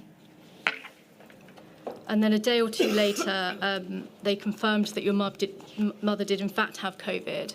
Yes. A critical care team arrived and they had her on oxygen. You spoke to the doctor, is that right? Yes, the doctor rang me from the home, and that was the first indication that I knew that when the result came back that my mother indeed had COVID, and they said her oxygen levels were falling, and they would, I think it was called the critical care team, they would administer oxygen when needed, and that they would come back to the home the following day. And I said at this point, can I get in to see my mother? Can any of her children get in? And she said, well, the home are saying no, but I will go and ask. And she did go and ask and returned and said, just her immediate family can come to the home in the evening time, not that evening, but 2 evenings later, and you can go outside into the courtyard and see your mother through the window. And is it right that the 7 of you took it in turns to go up to the window and, Yes. and see your mother? And what was your mother's response on seeing you? Well, my mother, we were shocked, but my mother was wheeled over to near the window. A member of staff was fully covered in PPE in the room, and my mother's bed was taken from that side of the room to the side where the window was, and she had an oxygen mask on her. And the first person that went in, whichever one of my siblings first went in, from that until the last one went in, she smiled at each one and told the nurse their name. And is it right that that was the last time you saw your mother? Yes. After that, you carried on ringing to see how she was doing? I inquired again, could I go in? And they said no. And I said, look, if I can get PPE myself, can I go in and go out to the courtyard and see her through the window as we previously had done? And they said, no, there's no visits allowed. Did they say why you couldn't see her from the courtyard? Didn't give a reason, but I think they were still using it's the public health, it's not us argument. Was there any discussion with you or your siblings about palliative care or end-of-life care? No, there was no discussion from... Well, yes, when we heard she had COVID, I suppose we're just like everyone else. You hope that she will recover from it. And as days went on, she stayed much the same. She didn't go downhill in a matter of a couple of days. She rallied for a bit with low oxygen levels. And then I rang the home one day to see how the acute care team returned to see how she was. And the person who answered the phone, the nursing person, said, no, we can do that ourselves. And I said, no, well, it's just that the acute care team informed me that they would return to the home and they would subsequently let me know how she was doing with her oxygen levels, how she looked, if in their opinion she was in danger. And they said, oh, no, we can do that. And is it right that you asked the home to let you know if things went downhill? Yes. And you received a phone call early on Easter Sunday, which was the 12th of April, Yes. to say that your mother had passed away. Yes. Now, I had rang the home the previous night on the Saturday night. Different members of my family had rang throughout Saturday, and everyone was told she's sleeping, she's okay, she's sleeping, she's a little bit clammy. But as the day staff were about to change their shift, I rang before they changed their shift, and I said, I would like to see my mother, but I also want to be informed about how she is. I want to know if she's getting worse. And I don't mind at what time of the night someone rings me, but I will be available and I would like to be able to come up to the home and see her. But And you she didn't- assured me that there would be 2 members of staff on that night and that I could ring them any time I wanted. but you didn't receive a call until... No, I didn't The receive one any saying that she call. had I died. rang, the latest that I felt I wanted to ring was about 11 p.m. And they said, oh, your mother's sleeping. She's the same as she was earlier on. She's not eating. She's just taking sips of water. And I suppose because I heard that she was only taking sips of water, I just made the assumption that she's not very well. But no one told me that. And when you received the call saying that she had passed, you asked whether anyone had been with her Yes. when she died. Yes. Had anyone been with her? The nurse said no.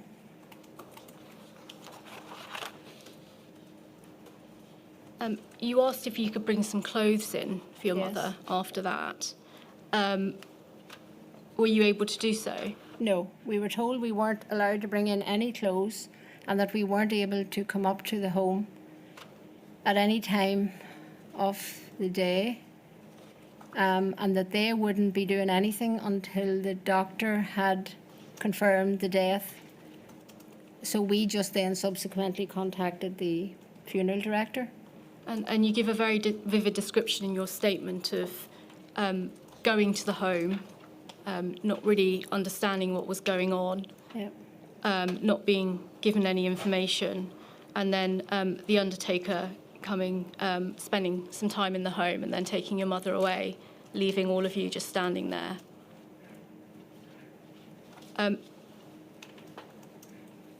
The funeral took place the next day, is that right? Yes, just going back to, the undertaker did go to the home and he had to wait around for quite some time before he was admitted inside.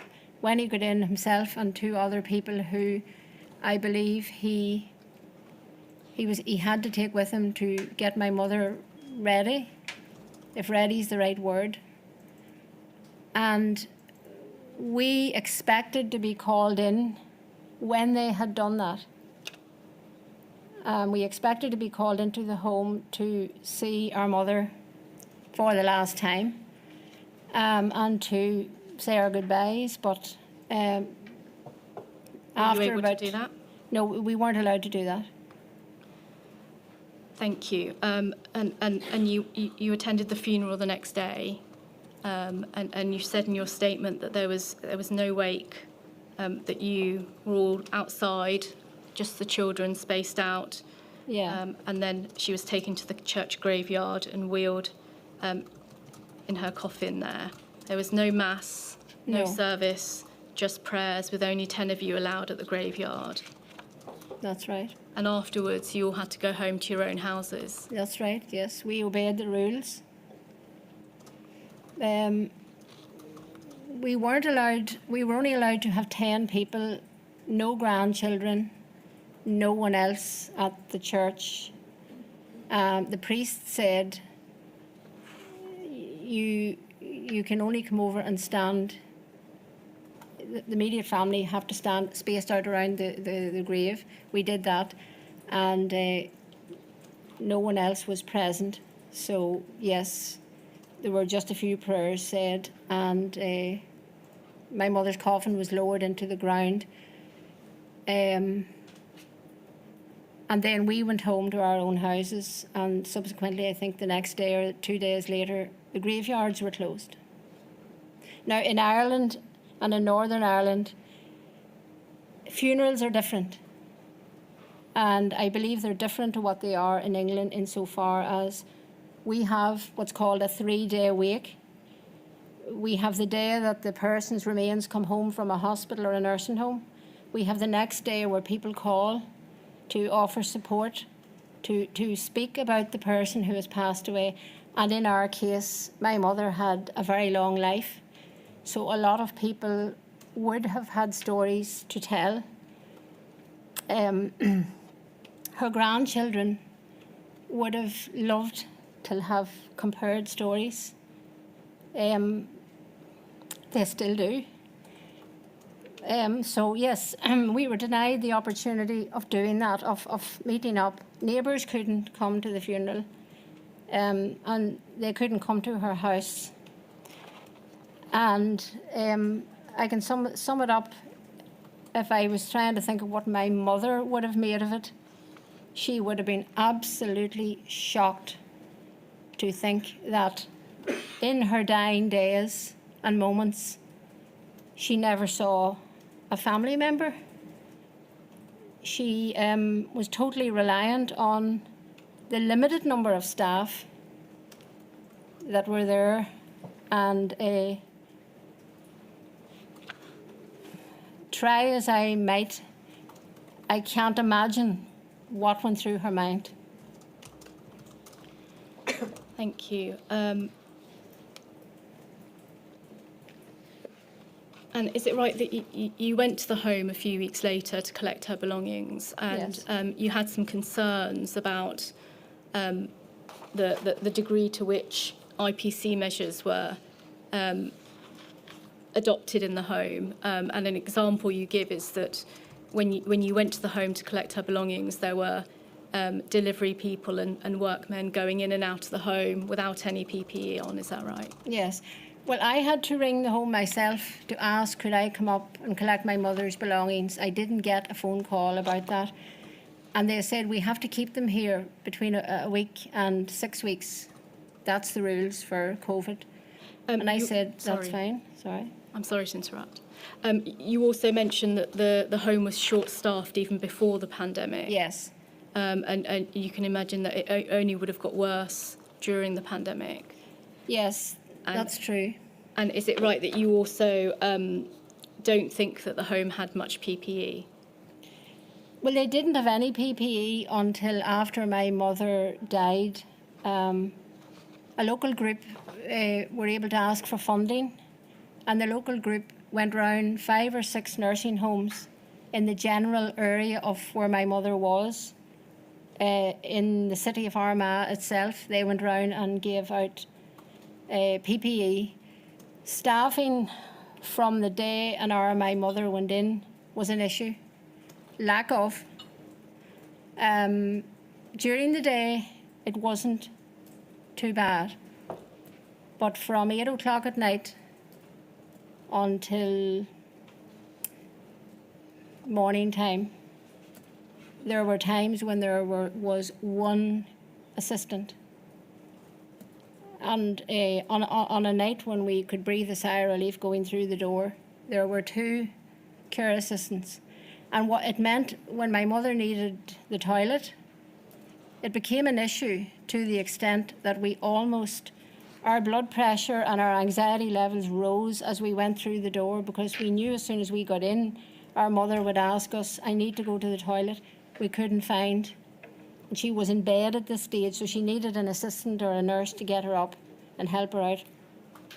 We spoke to the manager about it. We spoke to the social worker about it. The social worker at first couldn't believe that I was telling her there was one assistant at night. And I don't know if anything changed, but it certainly couldn't have changed for the better. Thank you. And just finally, obviously the home was having to follow guidance and was struggling with work, with workforce, staff numbers and things like that. But do you think that the home did enough to care for your mother and to take into consideration your family's needs? Well, if they were to say they were following guidelines, I don't understand any guideline that keeps a family member out from a dying parent in their last hours. If they didn't get in during COVID, that was bad enough. But end-of-life care to me is a human right. It's a right to be able to see your parent, sibling, whoever would be in a nursing home. And given the context of where my mother was placed in the home, I never needed to go near another resident. I could have gone in, round the back, in through the courtyard, and my mother's room was facing out, which is the place we went to see her when they told us she had COVID. So why keep people out? We're not going in to have parties. We're not going in to have fun. We're going in to see our dying relative. Why keep them out? Why were the inspections not carried out? Why was someone not going into the home and saying, you need to do this? The RQIA weren't in. The Public Health Authority weren't in. I don't know if my mother's room was cleaned. I don't know anything about what happened from the 18th of March until the 12th of April. Thank you. We've covered quite a lot, but is there anything in particular that you would like to say? No, I think we've covered Thank you. most of the issues. Thank you very much for coming to assist the inquiry. Thank you very much indeed for your help.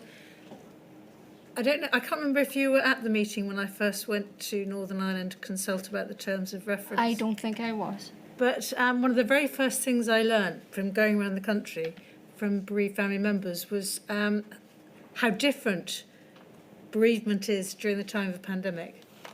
And you're talking then about the 3-day wake that you would normally have. I mean, as I understand it, the 3-day wake, the idea is that you get your grief out, that you share the joy of the person's life, and that you do it as a group of loving family and friends. That's right, Lady Hallett. Yes, that's right.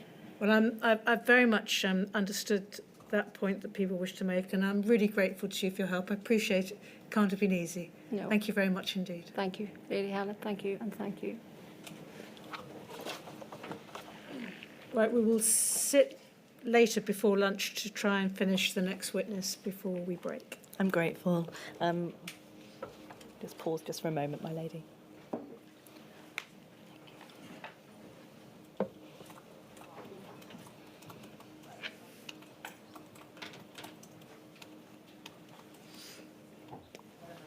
Thank you. And if I may call Helen Hall, who's just making her way in now.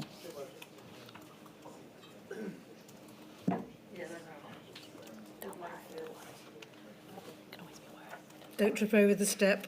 No, I'm recovering from a broken leg. Oh no, oh Lord. I know, yeah. Yeah, I've got a broken foot and a broken knee, but we're fine. Are you okay to stand to take the oath? Yes. Right. You're affirming, aren't you? Yes. I'm not, I'll do either.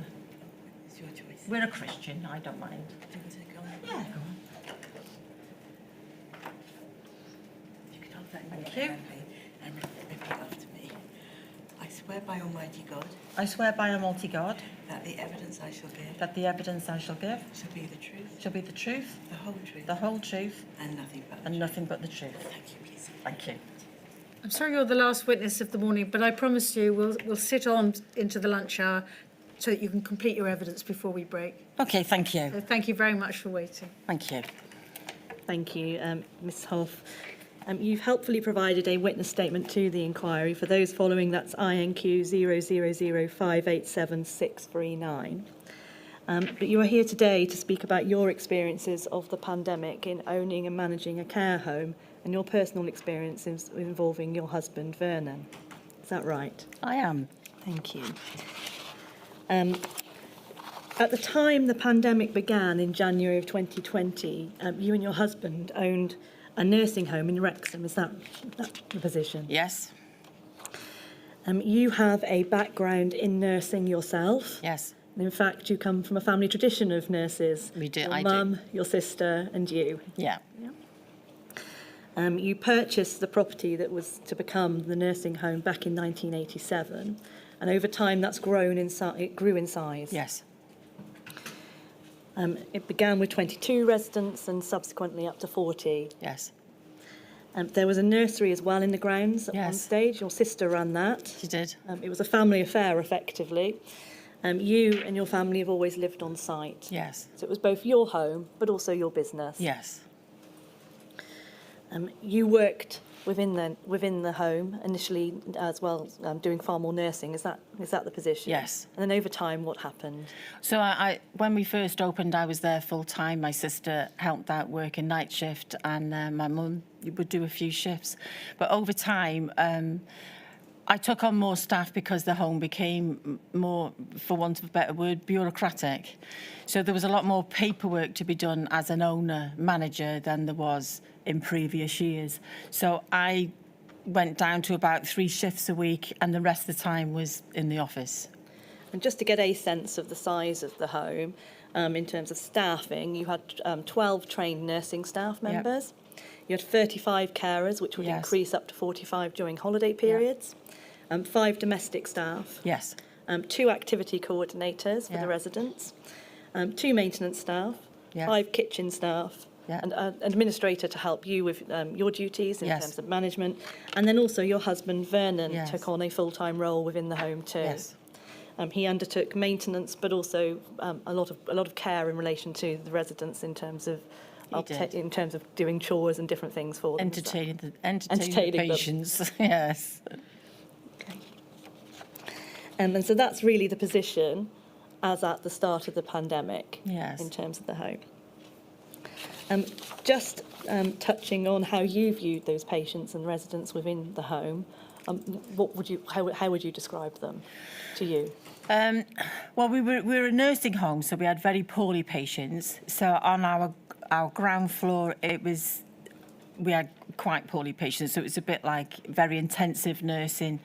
Upstairs, they were less intensive nursing, and we did have a few patients that were classed as residential patients. In other words, they could self-care, but they were mainly there as a partner to somebody who'd, say, had a severe stroke and their husbands came in with them, or they came in because they were quite local and they wanted to come to us.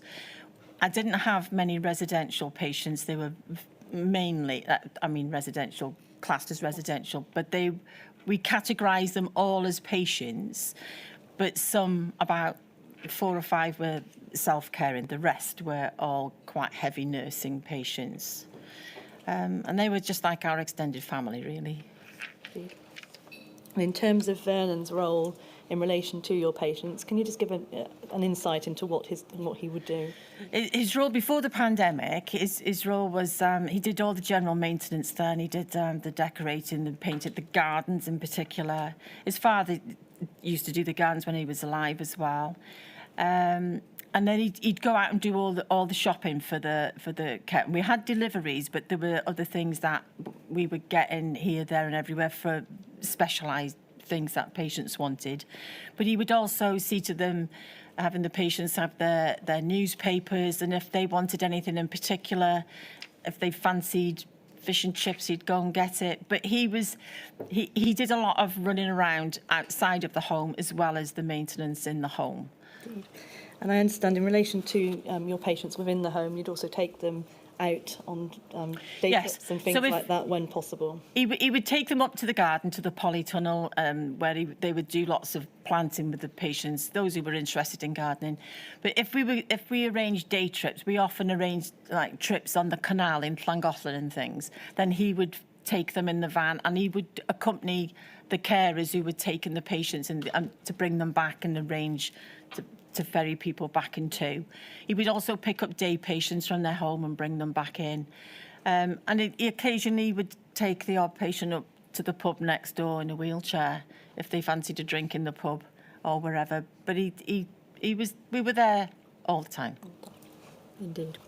I'm now going to turn, if I may, to the outset of the pandemic, and you explain within your witness statement that you start to become aware of what is going on in China initially. Yes, I was working a night shift, and I was reading on my phone from the Lancet that there was a possible SARS outbreak again in China coming our way, which at the time they were saying that it was like a bird flu and it wasn't passable to humans, which is the first time they said that as well. So we were aware that something was going on in China back really in November of 2019.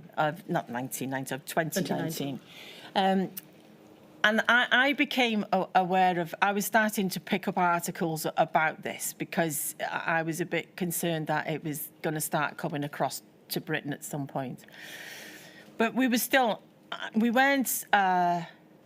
fully aware of it coming to us really until about the February of 2020.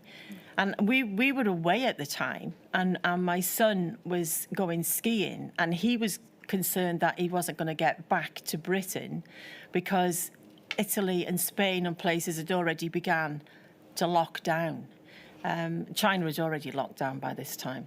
If I can just pause you there, really, just to come back to the home itself. It was at that point that you described that you began stockpiling your own PPE. I began stockpiling then PPE. In the February, I thought, well, we're gonna start with another pandemic here.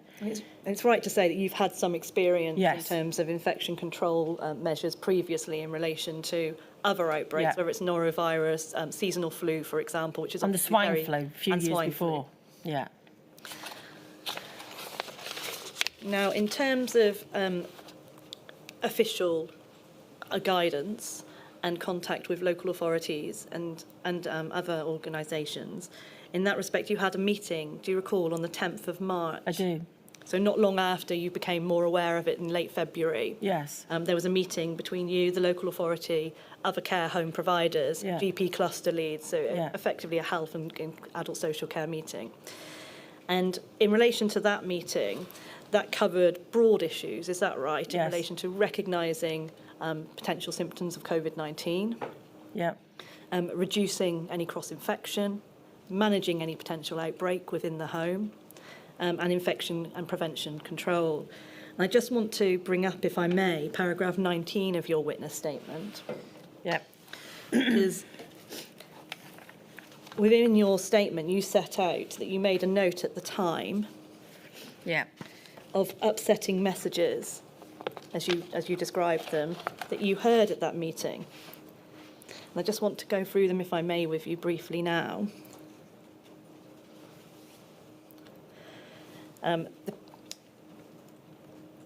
This is what you came away with, that firstly, older people will not be ventilated. No. Was that said in the meeting? Yes.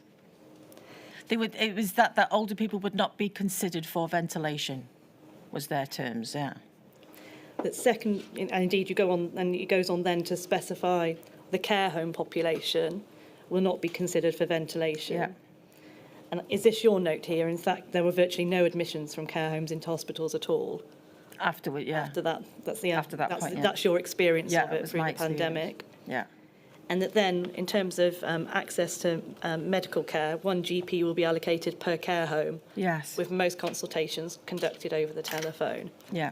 And indeed, in your experience was that following on from that, no general practitioner attended the care home in person. From the 23rd of March.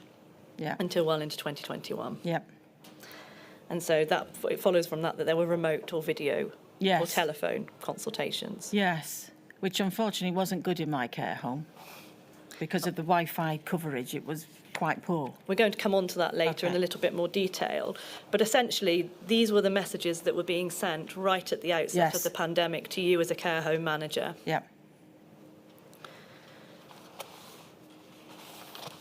Now, around this time also, there were policies being instituted in relation to the discharge of patients from hospitals into care homes. Yeah. And you set out within your statement your experiences in that regard. Yes. Now, you say that was not something that was unusual in and of itself, No. in that there were obviously established procedures in place for the discharge of hospital residents into your care home and had been for many years. Yes. It was effectively a regular occurrence. Yes. If you had a bed, and you'd be in contact with that hospital It was every weekly. week. Exactly, to see if you had any bed space available. So from around early March again, you were contacted then about potential free bed spaces, Yeah. which would enable individuals to be discharged from hospital and free up the hospital's beds. In that regard, there was no mandatory or routine testing at that stage. What was your response? My response was to the local health board was the only way I would accept any patients from the hospital would be if they came with a written negative COVID swab. And I wanted it in writing, that it come as a negative COVID swab. And the response I got was that may not be possible to do that. And I said, well, they don't come. And their response was they were going to report me to CIW for bed blocking. Were you reported? I don't know. I said, you can report me to who you want, but nobody's setting foot over my nursing home without a negative COVID swab. And did And they that didn't. remain the position? The whole time.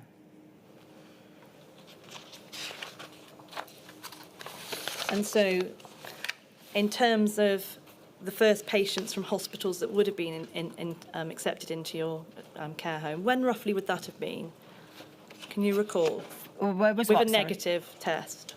Oh, that happened quite soon afterwards. That when we got patients coming in from there, I would say probably again March time when we were first having patients coming in, quite poorly patients by this time. They were having negative swabs. It was written down that they were tested negative for COVID before they came to me. And was that before the rollout across Wales of the mandatory testing prior to hospital discharge, do you know? I don't know. I don't know if it was before that. It probably was, because it was quite early on that as soon as we knew... I've got a friend who works in a hospital, and so we were saying, she was on a ward where she was treating patients with COVID, so I knew that I didn't want anybody from hospital that tested positive with COVID. And in your statement, you say that you were concerned Yeah. about the pressure being applied I was. on both you and other care homes. What enabled you to say no? Because I was an owner. I was an owner and a manager, and I did say to to the local health board, I hope you're not putting pressure on other homes like you are with me on managers, because managers may not be able to say, no, we're not going to take people with or we're not going to take people only with a negative swab. If you've got a homeowner that's got 8 empty beds, then the owner may say, we want them filled, regardless. Whereas I had the choice to say, no, they're not coming into my home. I'm not sure that every manager had that choice. I don't know, but I did say that to public health, to the local health board. Thank you. That I hope they weren't putting that pressure on them. I want to turn now to the subject of infection prevention control guidance. That was also something that was discussed at that 10th of March meeting. Yeah. But just dealing with how that guidance developed, and firstly, how realistic it was. Aspects of it were social distancing, as you set out. Yeah. You advised that you had to remain 2 metres apart. Yeah. Was that realistic in No. your care home, in your nursing? No, it's impossible. To begin with, you can't move anybody on your own. You can't nurse a patient without touching them. But also you need 2 carers. If you're moving a patient safely, you need at least 2 carers with every patient to be able to move them. And they're going to be less than 2 metres apart. I mean, we were advised at one time that their recreational room, which was outside, their chairs should be situated 2 metres apart outside. And then when they came in the home, they're in the same room handling the same patient. The guidance was nonsensical, really. You explained that much of the IPC measures that were put in place within your nursing home were as a consequence, effectively, of your previous experience and Yes. training Yes. in relation to infection control. Yes. Just picking up on one of the practical consequences of that within the home, you split the nursing home into 3 separate sections and Yeah. areas, is that right? Yeah, 3 zones. And you had a red zone and Yeah. a green zone, Yeah. or they were designated red and Yes. green. Red zones were where people with any symptoms of COVID or suspected COVID were moved to. Yeah. And then the green zones, obviously, business as normal, effectively, Yes. within the nursing home. In terms of the staffing of those areas, were there designated staff that would only work in the red zones Yeah. and only work in the green zones? Yes. And I understand that it was only you and Vernon that would cross between them. Yes. And that was because you had the capacity to change your clothes Yes. effectively and shower and take those precautions. With regard to the red zone, after a patient was moved out of a room and into the red zone, what did you do with their room? Their room, we didn't have testing there, so if they had symptoms during COVID, when we did have testing, if they were in that area, then they would, they didn't always pass away with COVID. So some patients didn't. But before we had the testing, if they developed any sort of symptoms of what we thought were COVID, then they stayed in that red zone until those symptoms were well and truly past. And that could be for up to a month. But I did have poorly patients, obviously, that died in that red zone. My problem was that patients soon became aware of this area, and they didn't really want to move their own bedrooms. It's their home. They didn't want to move to that area because they also realised patients weren't coming from that area. So they were a bit reluctant to move into that zone. And you explained that became particularly difficult Yeah. after testing was instituted and people were asymptomatic, Exactly. presenting with no symptoms. Exactly. Because we realised after testing that we could have had potentially our patients in the green zone that were COVID positive. And in terms of isolating them in their own rooms, Yeah. did that pose practical challenges? Definitely. And what were those? If you could just give us an Because insight. everything, where the patients are in communal areas, you needed less staff to observe what the patients were doing. Most patients are encouraged to get up at most days. There are obviously poorly patients that couldn't, but most patients were in communal rooms. When we decided that it was safer to keep them in their individual rooms, it took a lot more staff to be able to take their feeds in there, to feed certain patients, to take their food. So it had to be done. Once you'd move from one area, then sometimes we'd have to take some staff off there to go to another area to do all the feeds. You could be doing 12 to 15 feeds for patients who couldn't feed themselves. So it took a lot more staff rather than being in a communal dining room. So staffing-wise, it posed a massive problem. Indeed, and we're going to come on to the staffing Yeah. difficulties that you experienced Yeah. in due course. But just turning then to staff and their facilities, I understand you also had a dirty changing room Yeah. for them to be able to change in and out of their clothes, Yeah. and that then their clothes would be laundered Yes. at the nursing home, so Yeah. they would remain there. In terms of ventilation within your nursing home, you explained that the nature of the building posed its own challenges in that regard. Yeah. In the first wave, it was relatively straightforward because you could have the windows open, That's the doors right. open, it was spring, summer. But as it got to winter, was that possible? We did ventilate the rooms as best we could, but no. You can't have the windows wide open when it's very cold outside because of the risk of them getting hypothermia. So it was very difficult to ventilate rooms. Once a patient had left a room, we could deep cleanse a room and ventilate it when a patient had left a room. But while they were in, ventilation was difficult. Now, I want to just ask you about access to suitable personal protective equipment, PPE. Yeah. As we've been referring to it, for both the staff that you employed and also your residents. You explained that at the beginning you began to stockpile it. Yes. You ordinarily have some, but not Yeah. significant quantities. No. Is it right that within the nursing home itself you got through a huge amount of PPE because of the nature of the services that you were providing? Yes. Yeah. In terms of your carers, they were all trained by the nursing staff Yes. and you in relation to how to Yes. how to use that PPE appropriately and correctly.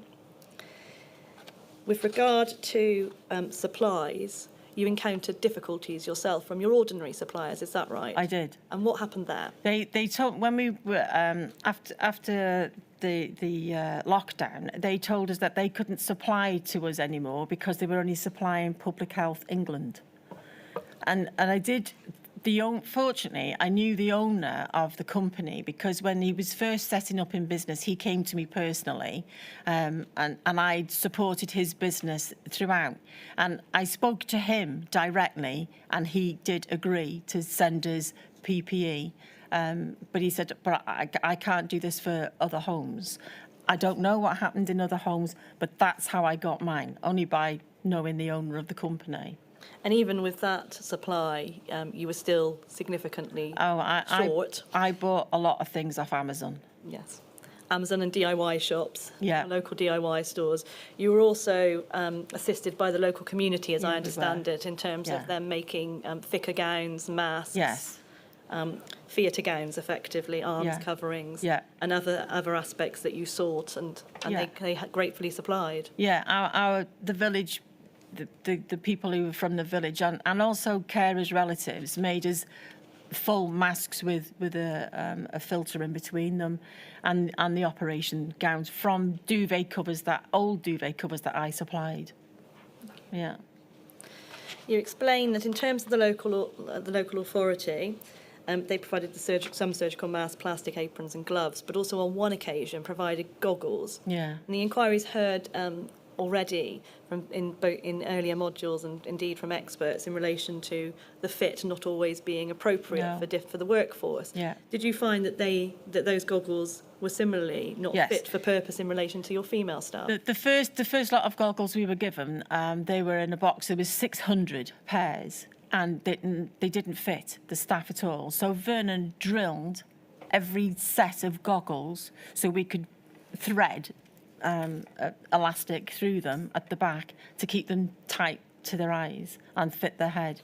So we drilled every single one of them. And then it was either a month or 6 weeks later, we were told that they were inappropriate, they didn't work, so we were to throw them all away. And then you also, separately to that, had visors made by a local factory. A local factory made us visors, yeah. In terms of costs, you touch upon this within your statement. You explain that the costs of PPE effectively skyrocketed. Absolutely. Yeah. A box of gloves went from being £1 for 100 to £10 and more. Thank you. Dealing now, if I may, with testing for your staff and for your residents. Again, you were given details of testing arrangements initially on that 10th of March meeting. Yeah. That it would be managed by Public Health Wales on a telephone booking appointment system. And that in terms of that, you were having to send your staff to testing centres initially, but soon after that, tests were withdrawn. Yes. Because they were being prioritised at the time, effectively, for the hospitals. Well, we didn't know why they were closed down. So we had drive-through testing centres quite local to us, and then all of a sudden they closed. So we were having to send staff who were symptomatic to test centres because they would only test people who were symptomatic. One member, they were having to go into England, and one member of staff drove to Manchester Airport to get tested because there were no test facilities in Wales. And if you looked for it online where you could get a test, it would say every single day, no tests available. I want to just deal, if I may, with a very practical difficulty that arose in relation to your patients. Yeah. When you considered that they needed a test, you explained the process as was set out by Public Health Wales, that you'd contact the GP Yeah. to arrange that, and then that in due course a testing kit and swab would be brought to you. Yeah. But that typically took 48 hours Yeah. to arrive. What was the real life consequence of that? Well, if you've got a very poorly patient, and especially if it's on a weekend, it would take longer on a weekend. But if you got somebody who was poorly, then usually by the time Public Health Wales or the local health board brought one to the home, then they were dead. because it just took too long to get them. And I did ask on one occasion, could I use that swab to test another patient? And they said to me, no, they're all got their names and written on them. And I said, what happens to it now? And they said they'd be disposed of. So it simply could not be used. No, couldn't be used for anybody else. Now, in relation to testing, you wrote to various politicians Yeah. and local assembly members on a number of occasions, Yeah. urging effectively wider scale testing to be extended to all care home residents and staff. Yeah. I just want to bring up, if I may, one of the emails that you sent on the 4th of May. It's the INQ 598472.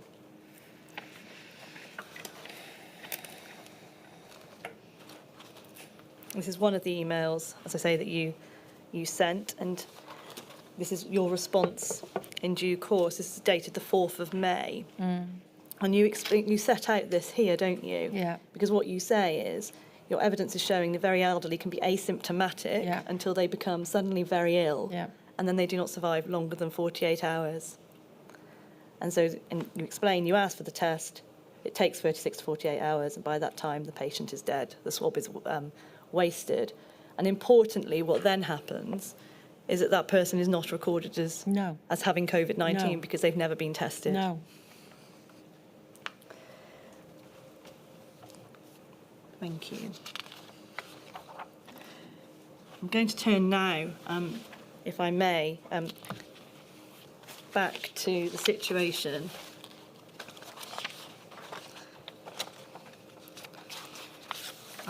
involving the deaths of residents within your home. And you explain that in terms of the pre-pandemic position, it was not unusual. You'd have Yes. a couple of deaths a month from natural causes, and you explain why that is. It's Yes. owing to the cohort of people that you look after. Yes. And reflected that demographic. With regard to the pandemic, you explain within your statement that the types of patients that you often had changed, Yes. and that they were much closer to end of life Yes. themselves, and were deteriorating rapidly, Yeah. and consequently the number of deaths that you and your colleagues experienced rose significantly Yes, during they that did. time. Do you recall the first death of a COVID-19 positive patient of yours? I do. Can I just ask you some details about that, if I may? On that occasion, I understand that it was an elderly gentleman who had No, lady. A lady. Oh, my apologies. Yeah. A lady who'd become unwell, Yeah. and that you requested a test again Yeah. from Public Health Wales, as we've already been Yeah. through. That test subsequently came too late Yeah. in the day.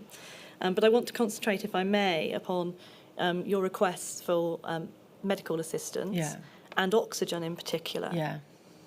Her oxygen levels were low, Yes. and you sought a prescription, is that right? That's right. And what response did you get? This lady became quite poorly very quickly. She was a very fit lady, and I noticed she became quite poorly. Her temperature was rising, and she did start with a bit of a cough. So we rang the GP. Of course, with the Wi-Fi, we couldn't get an accurate picture because the Wi-Fi would break up, so she couldn't see her. So I said to the GP, she was a locum GP, she wasn't a local GP, and I said, I need some oxygen for this lady and some antibiotics. So she prescribed the antibiotics, and she did say to me, how do I do the oxygen? So I said, well, you write me a prescription, we come and pick it up, then we take it to the chemist, and then we get some oxygen, or whichever body where we take the prescription to, and we get the oxygen. So she said that, well, the prescriptions will be here tonight. So we picked up the prescription from the GP's practice. By this time it was 6 o'clock, so everywhere was closed. So I couldn't get any oxygen. So the very next day I rang her own GP, who was then back on duty. And I said the same thing to them. This lady's deteriorating overnight. She's very poorly. I need some oxygen. We've picked up the antibiotics. I need the oxygen. I need it ASAP because our oxygen levels are dropping down. And she prescribed end-of-life drugs. And we never, ever got the oxygen, ever. Indeed, you deal with more generally the issue of oxygen within your statement, explaining. Yes, the sad thing with this lady is, and it's hard because we knew this was our first.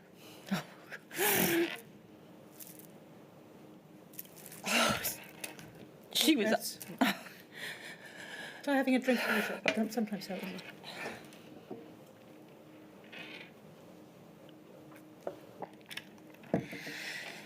She was our first COVID death. And she was a lovely lady.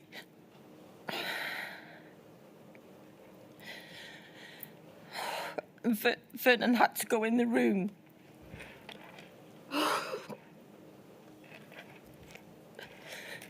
And she just said, "Help me, Vernon, help me, I can't breathe," because we couldn't open the window for her.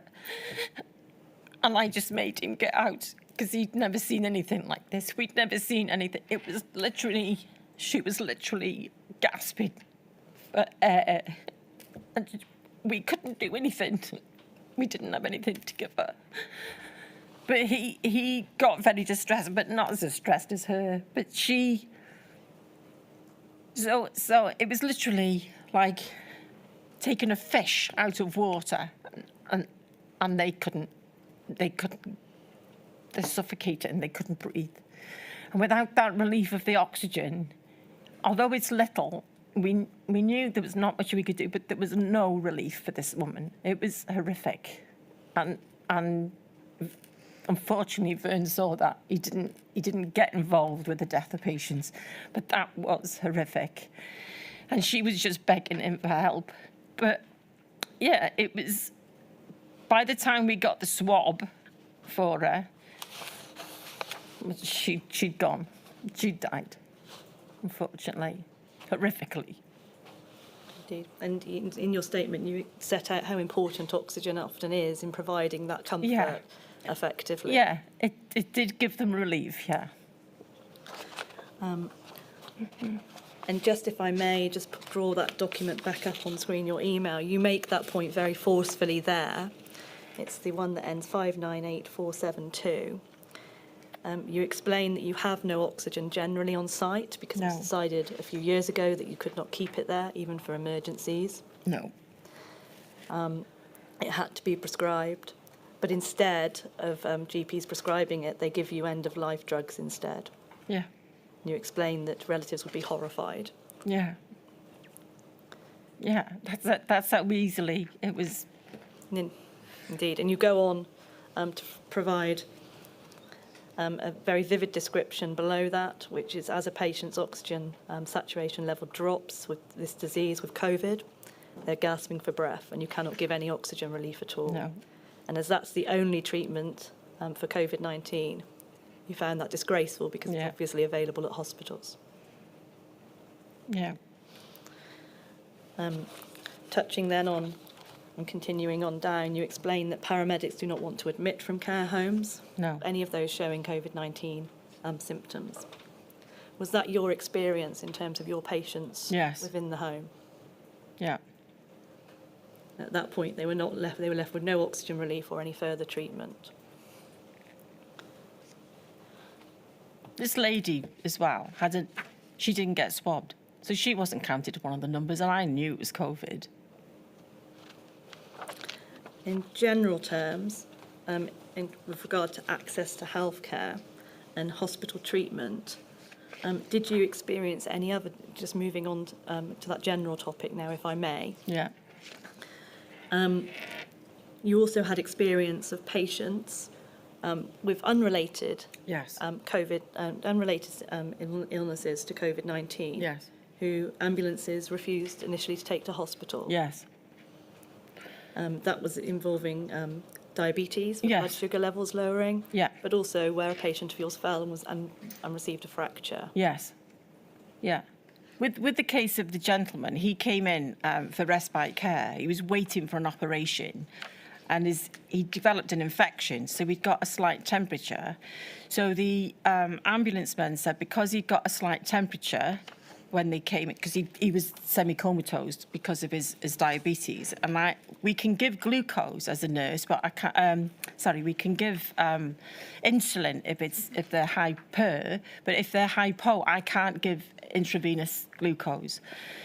So without getting GPs there, we rang an ambulance. Well, the GP told me to ring an ambulance. So the paramedics came, and because he got a slight temperature, obviously, because he got an infection, they refused to take him. And it took me 3 hours to argue for him to be admitted into hospital.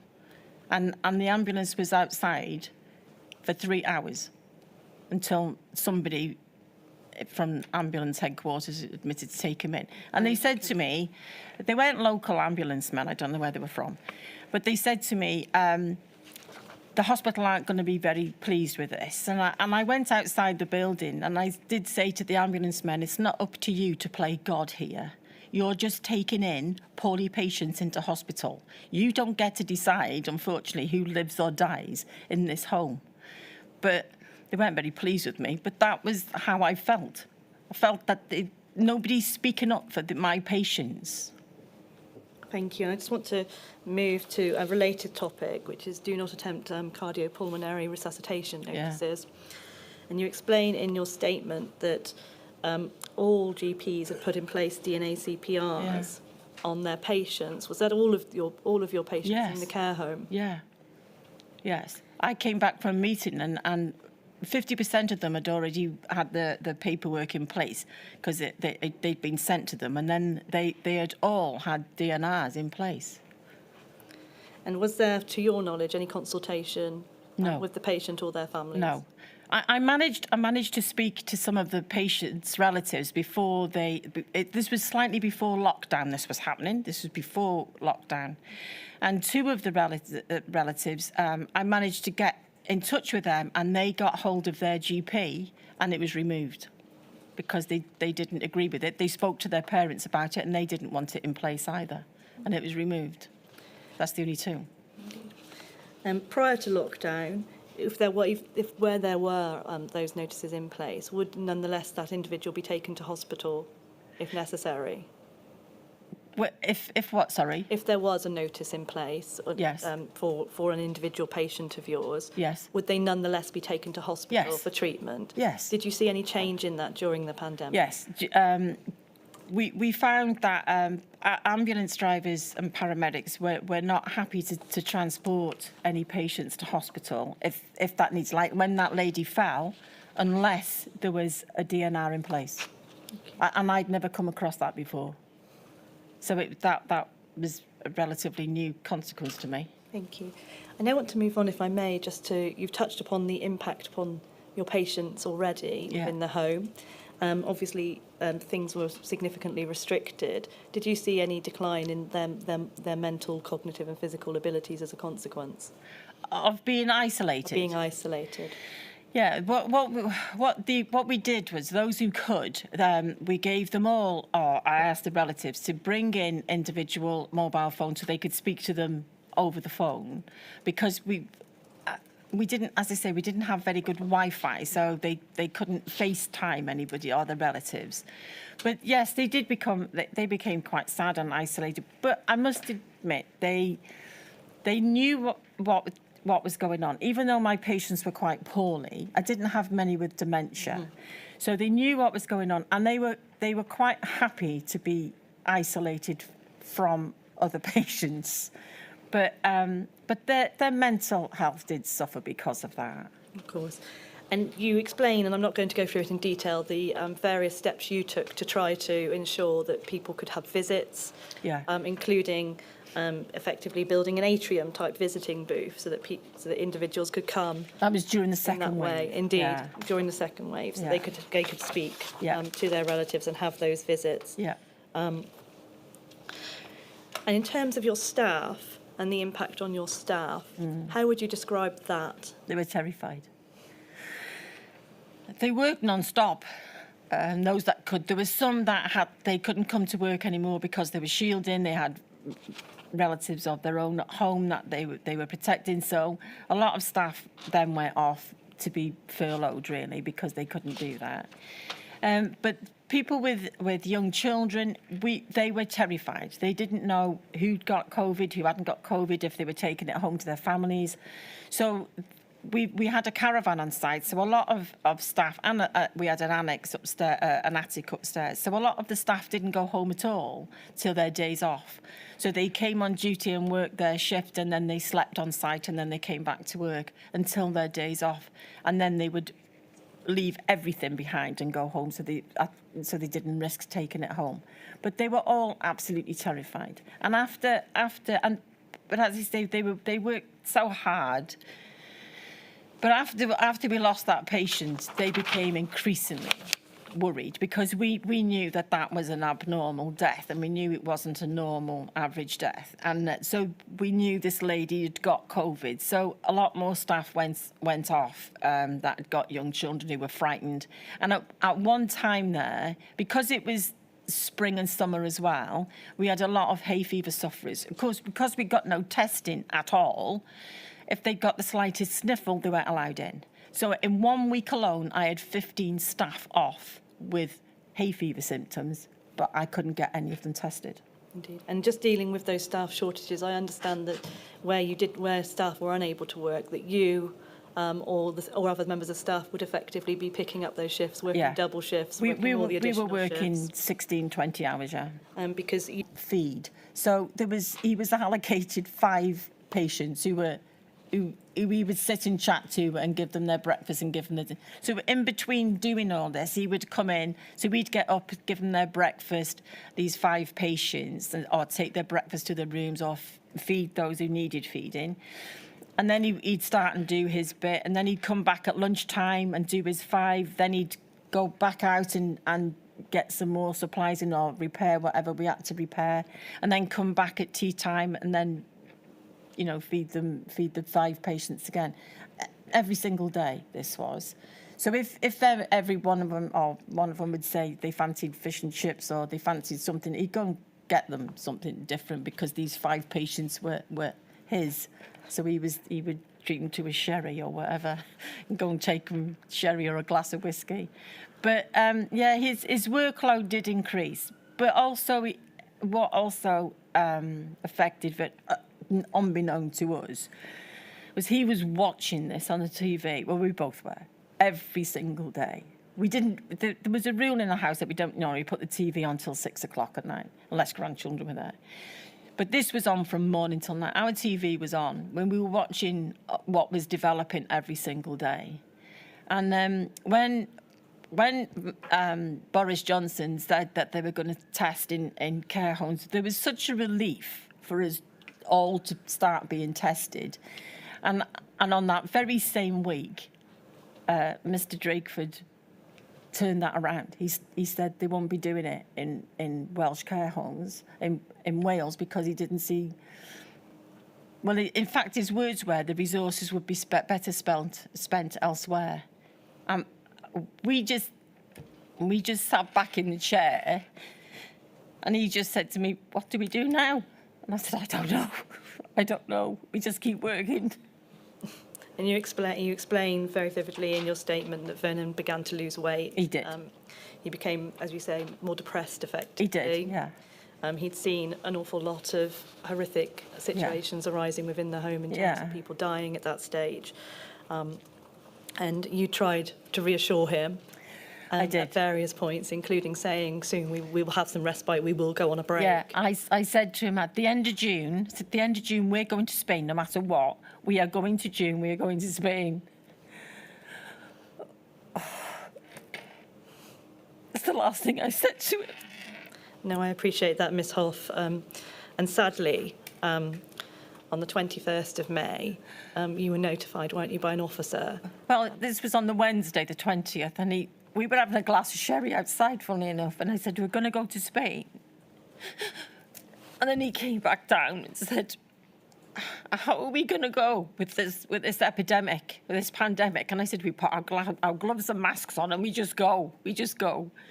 And then on the Thursday, he'd gone to work. He had gone to work. He'd even fed his patients. He'd fed his patients, and I thought he'd gone shopping. And then the police came and told me that, unfortunately, he'd been found in the police car park and had shot himself in the police car park in the car. I think that's... Thank you, Mr. Hoff. I that's think enough. that's as far as we need to go today. Thank you So, very much. You've been so extraordinarily brave, and I know it's in your statement, and members of the public may not know, but given how you were treated by certain sections of the media Yeah. when your husband's death became public, Yeah. I can't tell you how impressed I am by the courage that you've shown Oh, thank you. in coming to tell us, because what you've had to tell the inquiry, and indeed the public, is so important. It covers all sorts of different aspects of the COVID pandemic, and we are extremely grateful to you. Thank you. I just think the public should know Exactly. that it was extremely hard. We had nothing in the care homes at all, nothing, no help. I hope you feel it's been of help. I can't imagine what it's like reliving it all. Yes, it's fine.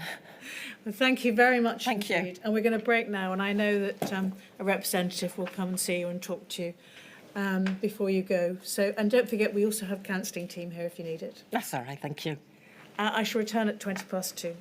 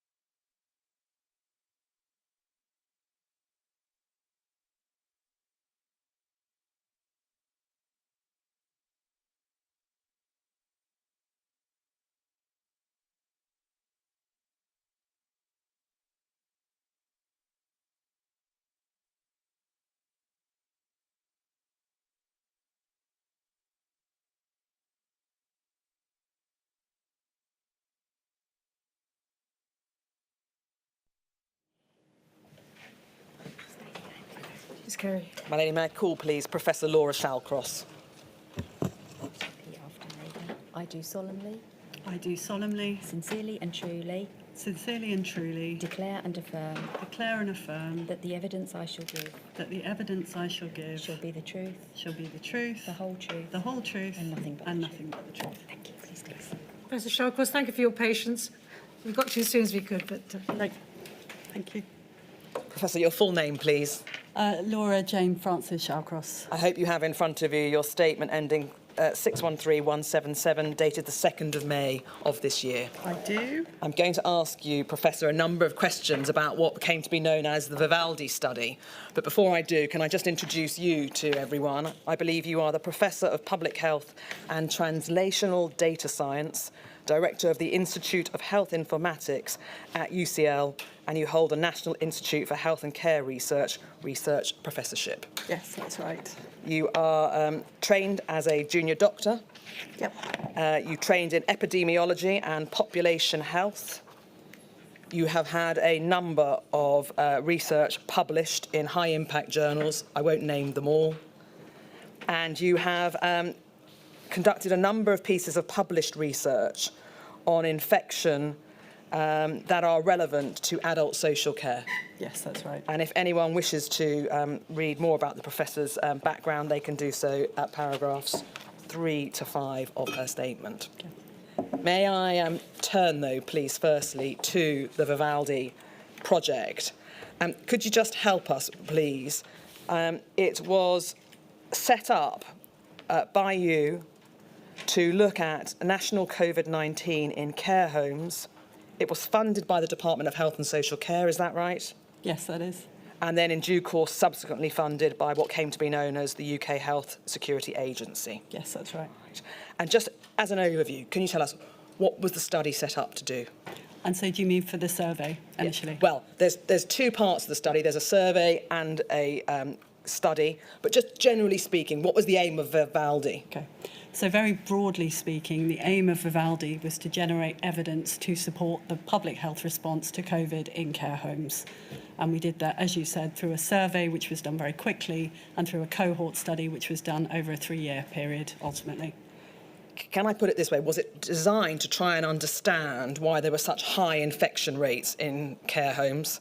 Yes, that's right. So it was really recognising that we didn't have the data or the evidence that we needed to understand what was going on. And so a research study was our way of trying to generate that information quickly. Right. And was it also designed to try and understand what disease control, we called it sometimes IPC, measures could be used to try and mitigate the risk of the disease in care homes? Yeah, exactly. So, yes. Now, I think you first got involved when you were approached by Professor Susan Hopkins of PHE, as it then was, on the 8th of May of 2020. That's right. All right.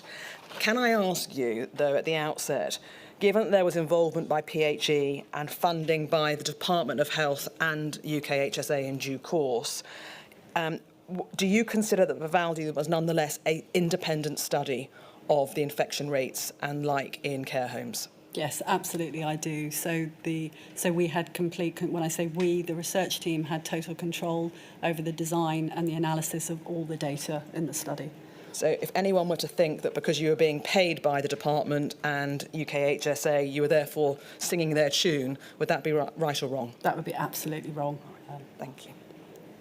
as far as research products are concerned, forgive me because I'm not an academic, so I don't necessarily know that much, but I mean, it's perfectly common for government departments for us to sponsor research that remains independent, even though they may be the purse holder. That's right. So, for example, the National Institute for Health and Care Research received their funding from the government, but all the research is done independently, and that's a very traditional model that's used for research. Yes. Thank you. Thank you very much. I think you set out in your statement, Professor, that you were involved in a number of meetings convened by the Health Data Research UK organisation, which brought together a number of researchers and in due course became the study that you set up. Is that right? So my recall is actually that it was only one meeting for Health Data Research UK. It was more that the individuals who attended that meeting, some of those people then became involved in the SAGE Social Care Working Group. Thank you very much. And that brings me on to the SAGE Social Care Working Group. I think that from May 2020, the 19th of May 2020 onwards, you began attending the SAGE Social Care Working Group to report on progress. That's right. So you're asked to set it up by Professor Hopkins on the 9th of May. From the 19th of May onwards, you're reporting on progress. And I think it's a few months later that you actually start to produce the findings and report those as you go along. So I would say that that the attendance at the SAGE Social Care Working Group was more as part of that group and being somebody who was involved in research, so partly with the Catch-19 study as well. And our formal reporting was initially to the data debrief group at the Department of Health and Social Care, and there was a very much a requirement that we would report into that group. And as we started doing that, it made sense to do the same into the SAGE Social Care Working Group. Let me deal with that straight away. I think you say at your paragraph 14, there were two formal mechanisms by which Vivaldi's results were shared. One was with the DHSC Data Debrief Group. That's right. Is that correct? Yes. Which met on a Thursday. And then you also reported into the SAGE Social Care Working Group, which met on a Friday. That's right. But we were funded and commissioned via the Data Debrief Group and Pillar 4, so that was really the line management for the study. Given, though, that you were attending the SAGE meetings on a Friday, how receptive did you find SAGE to the Vivaldi project and its findings in due course? So I would say once we were fully established and we were generating useful evidence, absolutely very receptive. Everybody was very keen to have as much data as possible to try and inform policy and decision making. I would say at the beginning, when we were setting the study up, and this was particularly as the emergence of the data within NHS Foundry occurred, there was perhaps a little tension about different types of data and which kinds of data might be prioritised. So I think it took a bit of time for the value of what we were doing to be acknowledged, but once we were up and running, absolutely everybody was very receptive to the information we were putting out. Can I just ask you, please, about some of the things you just said in that last answer, because people may not be familiar with the various data streams and how they're collected and collated. Just tell us, what is the NHS Data Foundry? So NHS Foundry was set up during the pandemic to support the response. It was managed by NHS England, and it brought together lots of different kinds of data sets, including the testing data, in one location to enable people to conduct research using those data sets to support the pandemic response. And so it was an incredibly valuable source of information for us in the Vivaldi study. And so when you said there was perhaps a little tension between different types of data, can you just give us a flavour of what that tension was, please? I think there are well-established systems that are used for public health disease monitoring, and this was a new one. And it was just taking some time for that, for the quality of the data, the opportunities around this data to be made clear to everybody. So I think it was largely around the unfamiliarity. It was just a new thing. May I ask you this? Did you get any sense that there were people at SAGE or in the DHSE data debrief meetings that didn't want to know how bad the infection rates were in care homes? I don't think I'm well placed to answer that question. So I work closely with colleagues at the Department of Health and Social Care, and I think that some of the navigation of how to maximise the impact of our work was done by them, not by me. And so I was one step removed from it. Can I go back to the beginning when Vivaldi was set up? And I think you say that you first attended a SAGE Social Care Working Group meeting on the 19th of May. I'd like to ask you about a paper that came out the week before. And if it helps you, Professor, it's in your tab 14 in your bundle. And could I have up on screen, please, 253601. This is a paper called the Care Homes Analysis from the 12th of May of 2020, so the week before you started attending the meetings. First things first, did you see this paper at the time? I don't recall seeing this paper at the time. If we go, please, to page 2 of the paper, we can see at the top there a number of questions that were to be considered by SAGE, some of which seem to impinge on some of the work that Vivaldi was doing potentially. They want to know, does SAGE support the conclusions presented about the characteristics and vulnerability of care homes based on moderate data? Does SAGE agree there's strong confidence there's been a decline in all-cause mortality in care homes by the 12th of May we're talking about? There's recommendations on testing. Does SAGE support the need for further data collection? And does SAGE support the recommendations on future research priorities? And then can I just ask you about the next bit? Are there any proposed next steps? Expand analyses to consider risks in domiciliary care. Were you asked as part of Vivaldi to look at the impact in relation to domiciliary care at all? No, not at all, no.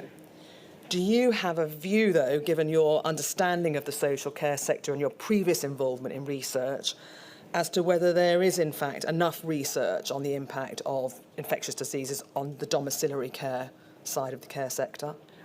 Purely in relation to the pandemic. So I think that this was a gap that was identified, but it was also recognised how difficult it was to try and address it. And are you able to give us a flavour of those difficulties? I think one of the key challenges is around data and identifying the population, and it's hard to do that in care homes, but it's logarithmically harder to do that for domiciliary care, and that's one of the key challenges. But I really had, I recognised it as a problem, but it was not something that I had any involvement in. Thank you. Can I just turn to page 5, though, which may be something more within your remit of this document, and one can see there that this paper recognised some data gaps, and if one looks at the second bullet point, a data gap was considered to be better linkage between hospital discharge notes and care home readmission would help to assess more accurately the connectedness stroke transmission from hospital and care home settings and vice versa. They would explore options moving forward. Did you have any difficulty when you were conducting the Vivaldi study of linking hospital discharge notes and care home readmissions? It's just as a general question. I mean, my first question would be, what do these words mean exactly? Because hospital discharge notes, there's no way that we would be able to get access to that information. If they mean routine data about dates that people were discharged from hospitals and dates that people were admitted to care homes, that was something that we could do potentially. But it's quite challenging because of issues around the data. And what I would say is that this particular report preceded my involvement. Yeah.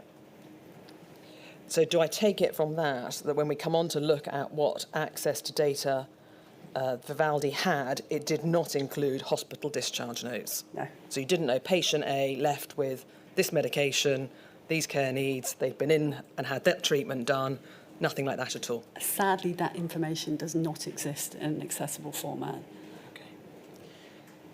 Okay.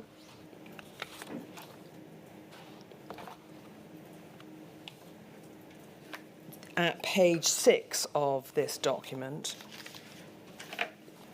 there is reference to large-scale implementation of testing in care homes. And it said there that it's central to preventing and managing outbreaks. Testing can only support reduction of infection rates if coupled with actions to reduce contacts with positive cases and infection control more generally. And then if one looks, there's bullet points, and I'm going to summarise them as recommendations as to how to potentially address that problem. Testing, clearly high-risk care homes that had not reported an outbreak, testing residents and staff, weekly regular testing. Looking at those bullet points there, Professor, do you agree that those recommendations are necessary and that we need to know the answers to those particular outcomes? So I think broadly speaking, we needed testing in care homes, and some of these points are around trying to prioritise the kinds of testing, recognising that testing capacity was very limited at this point in the pandemic. Well, we're going to come on to that when we look at some of the results of Vivaldi in a moment. You attended, I think, in due course, 31 of 38 meetings of the social care working group, and presumably you also attended a similar number of the DHSC debrief group. Can I ask you this in relation to DHSE? How helpful did you consider DHSE to be in helping get Vivaldi up and running? So in terms of the project management support we received, it was excellent. So I really felt that we were able to move very quickly. We were able to problem solve, so to do things at a pace that is not usually possible for research. So examples being ethical approvals will usually take 6 weeks. We were able to get this done in a couple of days. We needed to problem solve around things like accessing PPE, how do we dispose of PPE in care homes that are taking part in the study, and all of these were solved quickly by working in partnership with DHSC. So those elements of the study worked really well. You say in your statement, though, we were able to get the survey and the cohort study very quickly up and running with strong project management. However, there was a lack of clarity about how the commissioning and funding processes would work for the study. Can you just give us an idea of what you meant there? Yeah, and I guess I should preface this with it was such an unusual situation to be in. It's not normal that you set up a research study in this way. So we started the work. I was very lucky that UCL were quite willing to be supportive, and there were financial implications that were just put up with by the university. But I think as time wore on, it became clear that this was not going to be a 6-month project. And so we were funded for 12 months in the first instance, and we had to then rebid for funding, which meant writing business cases, which meant, and this was quite, it was time consuming in a sense. We had to justify certain requests for computers or for additional laboratory testing, those kind of things, and it didn't feel seamless. I think when you're working with organisations that are used to interacting with universities, a lot of this is understood. We were working quite often with consultants who've been brought in from other companies, and so it took up a lot of time. So I think it could have been more streamlined in how we were working together from a commissioning and funding perspective. That was particularly in relation to the cohort study. All right, well, we're going to come on to the cohort study in a moment, but just standing back for a moment, you said the pace was good at the beginning. Can you give us an idea of how long normally it takes to set up a study and how long it took to set up Vivaldi? Wow. Normally you would, well, in terms of funding, it could take 12 months. Right. So that's and writing protocols, you would take 2 months, perhaps, to write a protocol. We were writing protocols in 24 hours. Everything was being done at blistering pace because we recognised there was a desperate need for information, and we were trying very hard to support that. Can I see, please disagree with this if I've got it wrong, but if the bureaucratic nature of perhaps some of the things that need to be gone through were lifted, did that help speed up the process, but in normal time, afraid bureaucracy reigns? Yes, that's absolutely right, and we've definitely seen the return of bureaucracy post-pandemic, yes. Can I ask you, please, about your paragraph 9, Professor, and the Vivaldi study itself, and why you say it was necessary to set up this study? Yes, so I think when I started doing this work, I'm sure everybody in this room was very aware of the newspaper headlines about deaths in care homes and the tragedies that were unfolding. But what was very clear is that there just wasn't any data to support that. And so if you can't measure infections or measure outbreaks or find out what's happening to people who've been infected, it's very difficult to know how to try and help. And so there was a real need for data and evidence to try and understand what was going on, and as you said earlier, to try and identify the kinds of strategies that might work to try and reduce the spread of infection and outbreaks. I think up on our screen is a start of your paragraph 9, where you say there are no systems which routinely monitor infections or hospital admissions in individual care home residents or staff. Obviously, there are the notifications to the public health teams when there's an outbreak. But you say establishing a research study was arguably the quickest way to address the gap in evidence on the burden of COVID-19 in staff and residents. All right. So this was needed to be done as we weren't going to know routes of transmission and how best to potentially what measures might mitigate transmission. Exactly, and also the ability to respond to the emerging questions. Can I ask you this? Clearly there was the public health teams that were notified when there was an outbreak of infection. Are you able to explain in what ways the reporting of infections to public health teams was an effective means of managing outbreaks in the first instance, and what difference testing might have made to the managing of outbreaks in care homes? So the standard way this operates, so pre-COVID, and obviously that was still the system in place at the beginning of the pandemic, is that care homes are requested to notify their local health protection teams when they suspect they have an outbreak. That's usually done by phone call. And then those health protection teams will go in and they will do some testing, and it's usually up to around 5 cases that get tested. So you are always going to be under ascertaining the number of people who have an infection. And obviously when you have a pandemic like COVID, you have a very big proportion of the home that are infected. So that was the setup at the start of the pandemic, and that was how public health agencies were able to try and understand what was going on. But once mass testing was brought in, it gave a much clearer picture of the burden of symptomatic and asymptomatic infection and the extent of those infections and outbreaks. Can I see if I've understood that correctly? So clearly there is an outbreak, the public health team are notified. Yeah. They will test perhaps 5 or 50 residents, let's say. That's right. The 5 might test positive, there'll be 5 recorded cases. There could be 45 other people in the home that are positive, and that would not be recorded in the health reporting data. So I anticipate in that situation, they would assume that many people had been infected, but there wouldn't be any testing data to support that. But you wouldn't know the precise numbers of the remaining 45 people right. who were positive and who were negative. All right. Hence why you say there could be significant underreporting. Yes.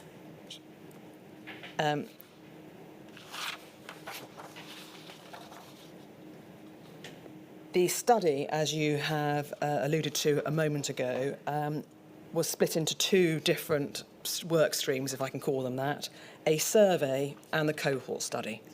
And can I look at each in turn? And may we start, please, with the survey? And if it helps you, Professor, I'm at your paragraph 12.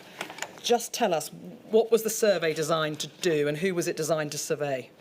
Yes, so it was designed to answer 2 key questions. So the first was how many people have been infected with COVID, care home staff and residents in wave 1. And the second was to try and get insights into the kinds of strategies that might help to reduce outbreaks and infections in those homes. We did this by surveying care home managers, so that was the population. I think you say in your statement that the care homes, it was a one-off questionnaire of care home managers. We have, I think, at your tab 7, a summary of the project. Can I ask, please, to call up on screen INQ 544939 and go to page 2, please, of the document. But set out there are the aims and objectives of the survey. So by speaking to the care home managers, we're going to collect data on the number of staff and residents in each care home to record care home characteristics. What is meant by the characteristics? So this is really trying to address those data gaps as quickly as possible. So the first is to say we don't know how many people are in these care homes, so we can't estimate the proportion infected because we don't have the denominator. And the second around characteristics are things like, is it a for-profit care home or a not-for-profit care home? What kinds of disease control measures, IPC measures, are being used in these homes to try and help us understand what seems to be working and what's not working to inform policy on how to limit the spread of infection. Were there any particular care homes that were included or excluded? So eligible care homes were those providing care to over 65s or providing dementia care. And I think in due course, the survey took about 30 minutes to conduct. That's right. It was conducted by Ipsos Mori, and there were attempts to contact 8,634 of the eligible care homes. They were analysed, and in due course it came out that there were 5,126 care homes that were included in the study. That's right. can you help us? Is that a large number of care homes to survey, mediums? Give us a sense of the scale of that survey. So for a survey, that's large. Right. I think that you may suggest that a 56% response rate's not very good, but given the pandemic, given the other pressures on care homes, in my view, that is actually a pretty good response rate. It's a lot of care homes that we were able to collect data on. The survey itself was conducted over the 26th of May to the 19th of June 2020. Is that right? And it was asking, though, the care home managers about things that had happened before that date range. Have I got that right? You have got that right. And the purpose of that was because of the question that we'd been set. So we were trying to say how many people have been infected in wave 1, and hence we need to go back in time, recognising that the testing data wasn't in place, so we couldn't get this information easily from other sources, from testing data itself. We'll come on to the specifics in a minute. But can I go through paragraph 27 of your statement, Professor, which gives a little more detail to how the survey was conducted? You can see the dates there. The early findings were communicated online by the ONS on the 3rd of July. And then if you can see, Professor, the main findings from the survey was an estimate of the proportion of care home residents and staff who tested positive based on the number of cases reported by the care home managers. That's right. So this relied in part on any records or memory that they had of the residents and staff that had returned a positive test. That's right. And the reason we did it like that is because at that time, people were getting tested in all sorts of different locations. And if they were tested in the care home, they might get recorded as a staff member or a resident. But if they went to a mass testing centre outside the care home, we would miss them. Okay. And so it was the best way to try and get that comprehensive assessment. And the survey found there was 10.5% of care home residents who tested positive, Yes. and 3.8% of staff who tested positive. But I think you say at the bottom of that paragraph there, it was important to emphasise testing capacity in care homes was very limited during the first wave of the pandemic. So many individuals who were infected with COVID did not undergo PCR testing. That's right. Yeah. So did you, can you help us, were the care home managers asked any questions about whether people had the symptoms of COVID, or was it literally, did they test positive or did they not test positive? So we did ask about those things, but because of the challenges of trying to ascertain what's COVID, what's flu, we were interested in who had tested positive. So, of course, this is an underestimate, but we were trying to get some kind of baseline quickly to give us an idea of the sort of minimum proportion of people who tested positive. Can I ask you, please, though, about something in the middle of that paragraph where you say that survey responses were linked to individual level PCR test results between the 30th of April and the 13th of June through the National Testing Programme. Can you help us with how the survey responses were linked to the PCR tests? Yes. So when we, as you can appreciate, we were setting all of these studies up very quickly, and lots of things were changing in the background. So when we started talking about this study, one idea was that we would use the testing, the mass testing data as our outcome, so that we would not be asking care home managers, we would be using the PCR test results. But as things evolved, we realised the testing data wasn't going to be there in time. And so we had a rollout of one-off testing per care home. And so we used that alongside asking the care home managers. But whenever you design a research study, you have to say what your primary outcome is. So our primary outcome was asking the care home managers. And then our secondary way of trying to look at this was looking at the testing data, recognising that it was going to be even more limited than asking care home managers. Let's come to the findings in your paragraph 30, please, Professor. We'll perhaps have it on screen, and I'd like to take this perhaps a little more slowly than I have been to date. You had data from over 160,000 residents and nearly 250,000 staff members across the 5,126 care homes. Clearly, the proportions of testing positive are the ones we've just looked at. For the reasons you've explained, it would be an underestimate, because it was based on the manager's recall. The number of people infected, of course, were not necessarily tested in the first wave.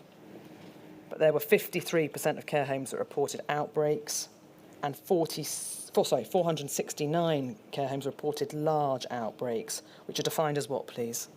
So we define them, and this was an arbitrary definition that we created because there isn't one to the best of my knowledge. So we define this as homes with more than a third of the total number of residents and staff combined testing positive, or those with more than 20 residents and staff combined testing positive. And this was really just to try and get an assessment of the difference between having an outbreak, which at this point I believe was defined as just one positive in the care home, because everybody was making the assumption there were lots of other cases that weren't being tested, versus a large outbreak.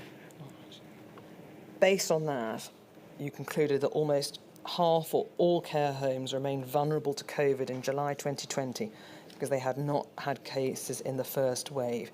And can you explain, Professor, the significance of that finding, please, and as far as policy might be concerned?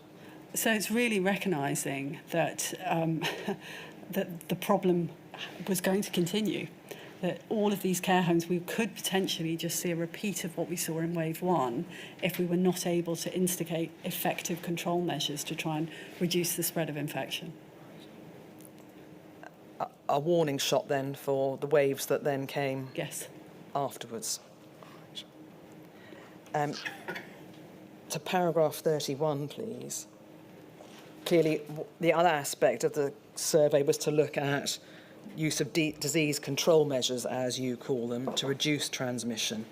And the conclusions were that reduced transmission of COVID from staff was associated with adequate sick pay, minimal use of agency staff, and increased staff to bed ratio, so more staff per beds, Correct. presumably, Yes.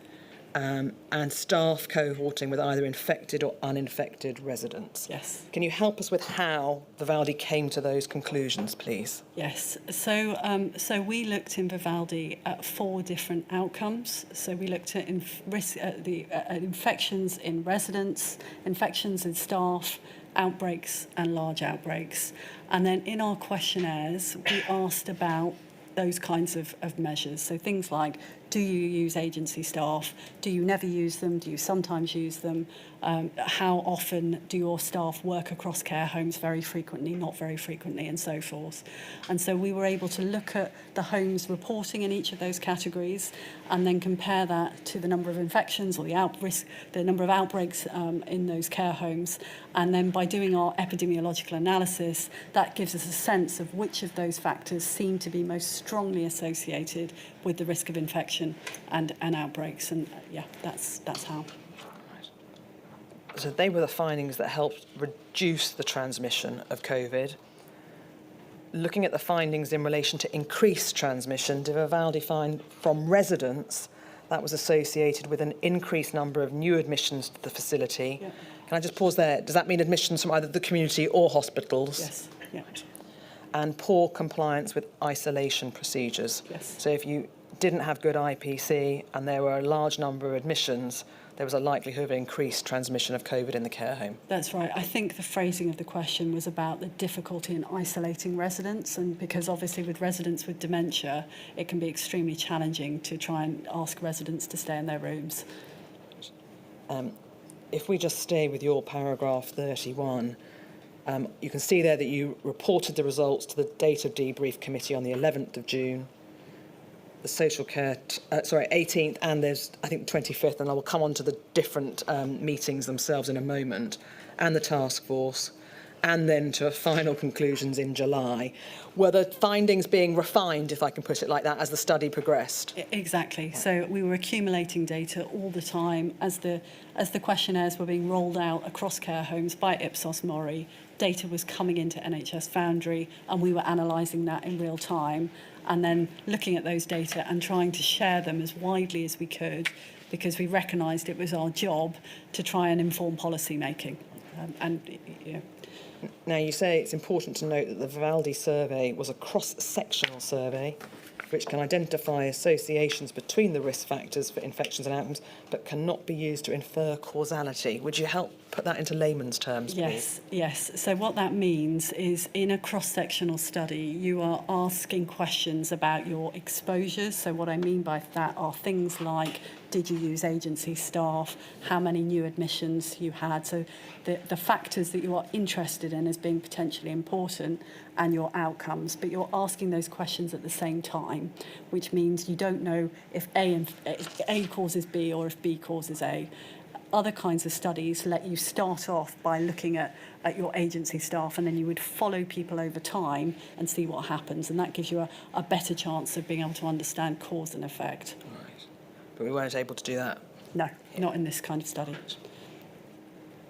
Thank you very much. That can come down. I think you said then that obviously you were reporting as the findings emerged. There was a main message on the 11th of June to the data debrief to highlight the risk that staff working across multiple sites posed a risk to residents.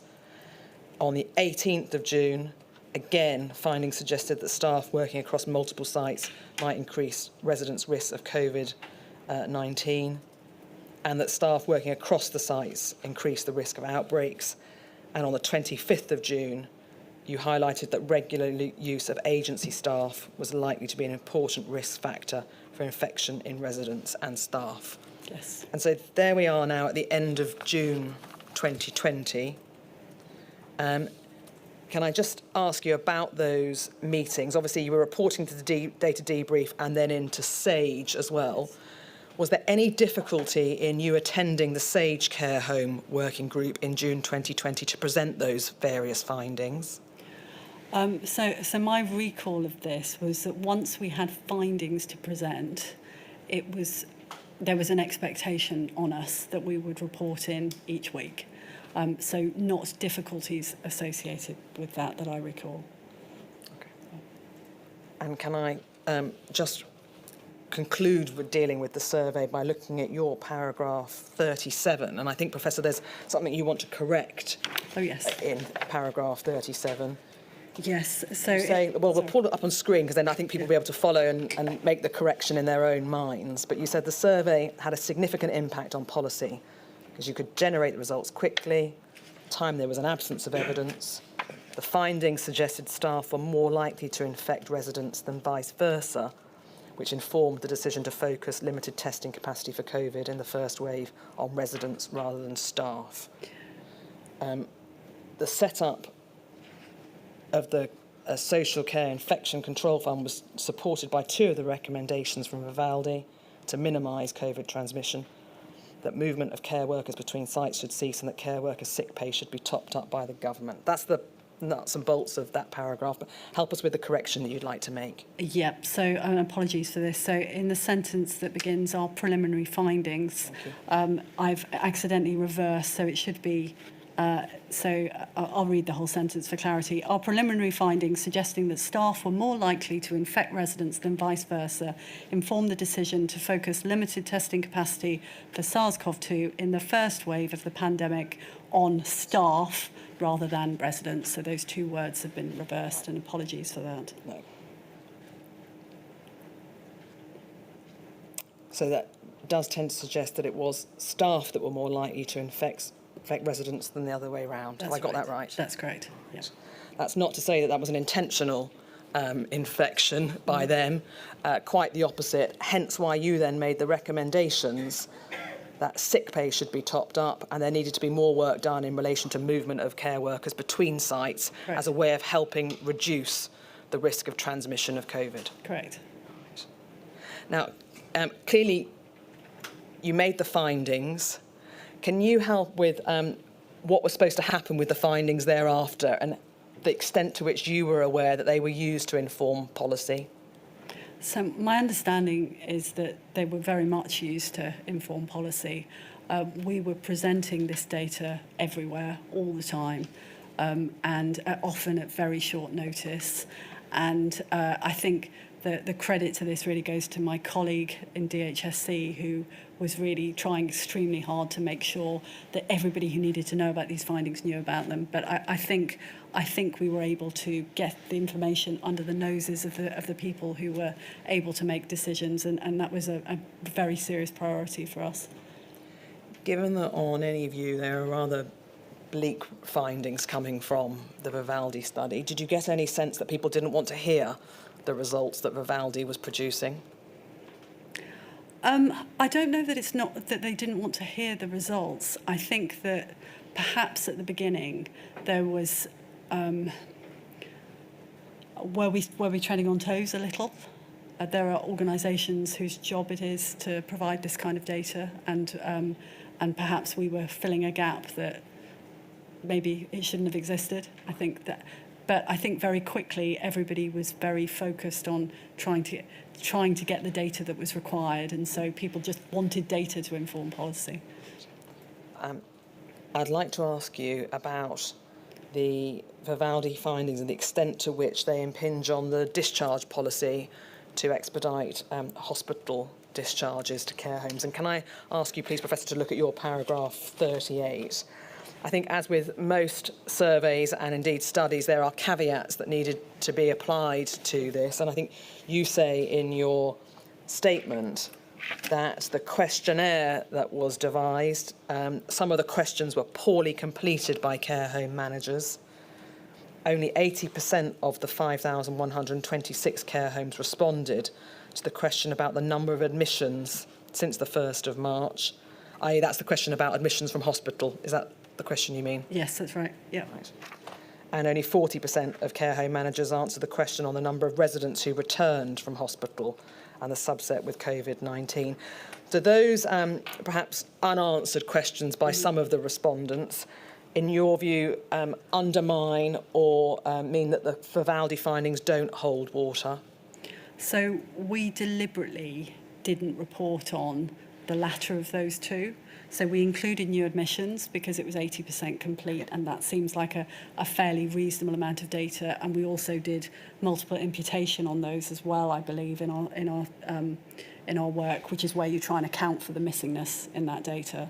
But we didn't use the other data sets because it was such a large proportion of missingness. I strongly felt it was too risky to try and draw conclusions based on that data. And I was thinking about this again, and I think one of the reasons why it was incomplete is because those questions were added in late into the questionnaire. Thank you. I think it's important to remember in any event, as I think we said before, we were relying on the manager's recall of who had come back into the care home and whether they'd come back from hospital and whether they'd come back from hospital with Covid-19. And of course, at the time, certainly between 1st of March and about the 15th of April in England, testing for Covid-19 was extremely limited. Yes. I think there's also this risk of reverse causality, which is where the direction is the wrong way round. And if people are very worried and concerned that discharge from hospital into care homes is causing this problem, then they may be more likely to remember it. And so this is a real challenge with asking people to remember what happened. You make the point at the bottom of your paragraph 39, you were unable to account for other routes of transmission, such as ingress from staff or visitors. Can you help us with what you mean by there and why we need to potentially factor that into the Vivaldi findings? Yeah, I wonder if the easiest way to think about this is the diagram that's yes. in I think it's figure 1 in the CMO technical report. Could we have up on screen, please? It's your tab 5, Professor, thank you. INQ 203933, and I think it's the one with the all the routes into. Is that the one you're That's talking right. about? Yeah, all right, exactly. Just pause a moment while we bring it up on screen.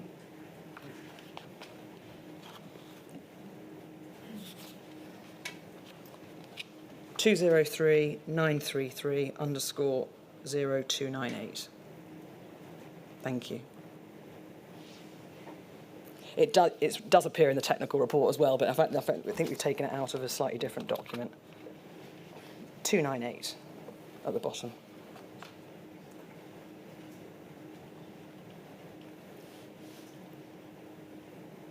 There we are. Thank you very much. This is a schematic showing all the different routes of Covid-19 into care homes. Staff, visiting professionals, visitors of residents, residents leaving the care home for whatever reason, new admissions from the community, residents coming back from hospital, and indeed new admissions from hospital. So there's 7 potential routes by which COVID can enter the care home. And can you help us then by, when you say we were unable to account for the other routes of transmission, why this document helps explain why you couldn't account for those other routes? Yeah, I think this is a very helpful diagram because what it does is illustrate all the different ways in which infection can get into a care home. But I think it's also important to realise that these changed. This was a dynamic thing. So early in the pandemic, when people could still visit, for example, visitors could potentially bring infection in. Later in the pandemic, that was no longer a mechanism. So this is changing all the time, and it also probably played out differently across different regions in the country. You know, for example, perhaps we saw different patterns with ingress of infection in London early in the pandemic relative to some other parts. So the challenge is that if you really want to understand which of these routes is most important, you need to collect data on all of them. And that requires very good testing across all of these different mechanisms, which we never had.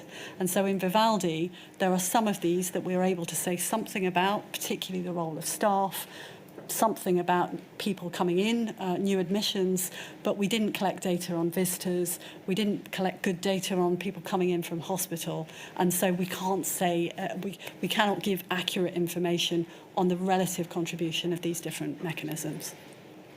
And so to be able to say, for example, that core staff were the main route of transmission, you would nonetheless need to test all of the others, people on here, to be able to work out that was the main route. Yes, that's my view. So essentially you'd have to test everyone. Yes. And would a one-off testing regime tell you which was the main route of transmission? It's going to probably depend at different times in the pandemic. So it's a very difficult question to answer. So you can say what is a route, but not necessarily what is the main route. Correct. Or routes. Based on data from Vivaldi, yes. That brings me on, Professor, if I may, to a question that you were asked by the inquiry. And I think, could we have up on screen your paragraph 43? I think you are aware of comments made by Mr. Matthew Hancock in his Module 2 witness statement. And, Professor, you should know he's due to give evidence tomorrow.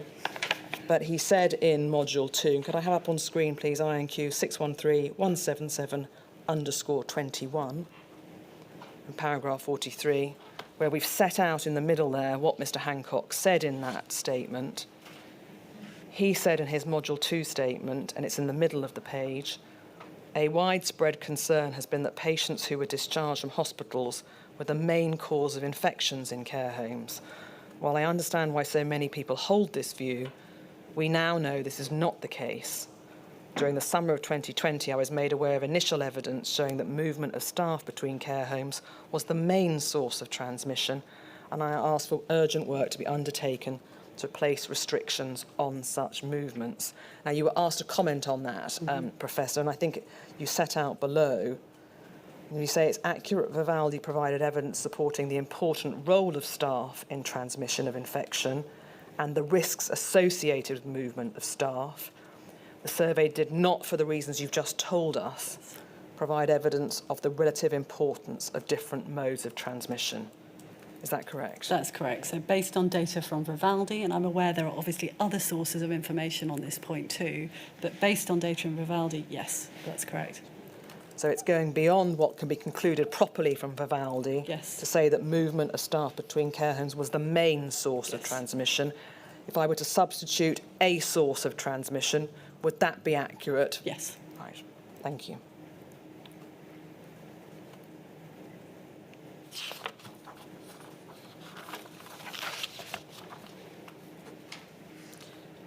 I think you are aware that in due course there was a SAGE consensus statement published.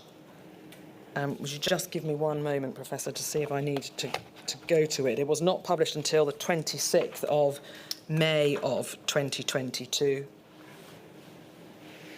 Can we call up on screen, please? It's your tab 4, if it helps. INQ 215624_2.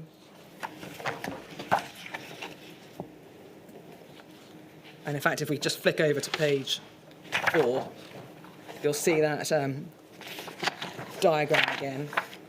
But if we have that in mind, the consensus statement, and go back to page 2, please. The consensus statement found that studies showing that at least some care home outbreaks were caused or partly caused or intensified by discharges from hospital. Do the Vivaldi findings support that or not? I think Vivaldi,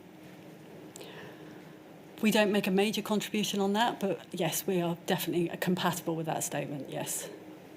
However, based on the very much larger associations between care home size, which is a proxy for all footfall, does that mean the bigger it is, the more people are coming in? Exactly. Right. And outbreaks, hospital discharges do not appear to have been the dominant way in which Covid-19 entered care homes. Is Vivaldi able to opine on that or not? No, but I think this is such a challenging issue. So I think that the conclusions in this are compatible with Vivaldi. For the reasons outlined with this diagram, we have these 7 routes of transmission. There are various studies that are cited in this evidence, and I think it would be fair to say that we don't have a perfect study addressing this question, but based on the data that we do have, it does highlight the important role of transmission from staff. Can I just look at the cohort study with you, and perhaps then after that, my lady, it might be a convenient moment for a break. The cohort study was very different to the survey. Yes. Can you tell us how the cohort study was set up, please? And it's back in your statement, if it helps you, back to paragraph 12 and then various other paragraphs thereafter.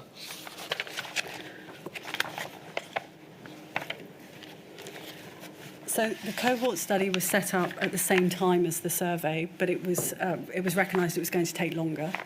And the initial question we wanted to answer in this was to get a more accurate statement on the proportion of care home staff and residents who'd been infected in wave 1, and to do this with blood testing, with antibody testing. And this is because we recognised that a very big proportion of people were not tested by PCR. And so we set out initially to do this study in around 100 care homes that were owned by Four Seasons Healthcare. And this was serial blood sampling in care home staff and residents to understand who had been infected. Right. So, Professor, can I just make sure I understand, and those that are following understand, even though you may not have had a COVID positive test at the time, a blood sample taken later will tell you whether you had the COVID antibodies, and ergo be able to say that even if you didn't have the test, we know that you've had COVID. Have I got that right? That's exactly right, yes. So you were looking at the blood sampling to try and not get round the fact that there was no PCR testing, but just to see if we could have different numbers of people now with the COVID-19 antibodies. Yes, that's right. And how easy or otherwise was it to obtain samples from people in care homes? Because presumably we need someone to go and take the blood sample. Yeah, so immensely challenging for lots of reasons, but we were fortunate because we worked very closely with the care sector on this, and were able to find a way to make it work within that setting. So some of the challenges are obviously many people in care homes are cognitively impaired, conditions like dementia, and so informed consent for blood sampling is not straightforward. And so we had to talk to next of kin or nominated consultees, staff members, but we primarily worked with next of kin. And to do that, we were very reliant on staff within those care homes to support that process, because we couldn't go into care homes as a research team because all care homes were locked down at that point. So you're really reliant on the staff going above and beyond to ring next of kin to say, would you mind if I took the blood sample from your relative, your loved one? Yeah, exactly. And are you able to give us a sense of, was there any resistance from the care home staff in the first instance? Secondly, was there any resistance from the next of kin to participating in the study? So we were really fortunate because right at the beginning of the study, we spoke to the Minister for Social Care and had a meeting with her. I met with her and the Chief Executive of Four Seasons Healthcare. And we talked about the study, we talked about why it was so important, but we also highlighted that this was going to create additional workload for staff. And so we had that organisational buy-in, and they were hugely supportive, and we were able to fund people to act as project managers within their organisations. So actually, we didn't really encounter resistance. I think everybody understood why this was important, and it was very much a shared endeavour. I cannot speak to what it was like being a frontline carer trying to negotiate that. But that was the feedback that we had. And people wanted to know their results, which also helped a lot. Yeah. Notwithstanding that it added to the burden of the workload on the staff, I think you said there was a further challenge, not just on them, but that you wanted to link the results of the blood testing in the residents to PCR test results where they were available. And you wanted to link it to NHS data sets that were held in the NHS Foundry. How easy or otherwise was it to be able to make those linkages? So there were two barriers. So the first is, if you want to do those linkages, you have to have an identifier, you have to have the NHS number, and lots of care provider organisations don't hold that information. Most of them do now, but pre-pandemic they didn't. And so there were real challenges around how you get accurate identifiers. And then there's the challenge of data linkage, and that really is about putting the data sets in the same location and having the permissions and governance around that. And subsequent changes with the COPI notice that I imagine we'll come on to, it enabled us to find a way around that was much more effective longer term. Professor, how long do antibodies stay in the blood? How long do they stay for? It depends.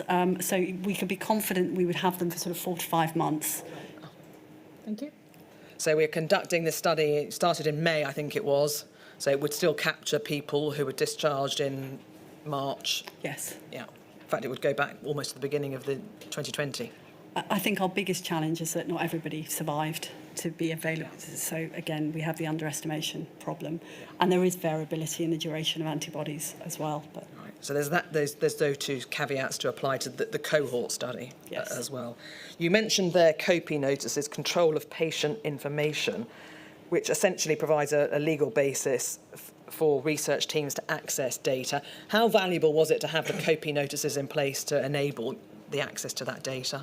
So incredibly valuable. So it changed us from being a study where we could only include care home residents who had consented to blood sampling, which was very challenging for the reasons we've just discussed, to being able to collect data on everybody in those care homes, so all staff and all residents.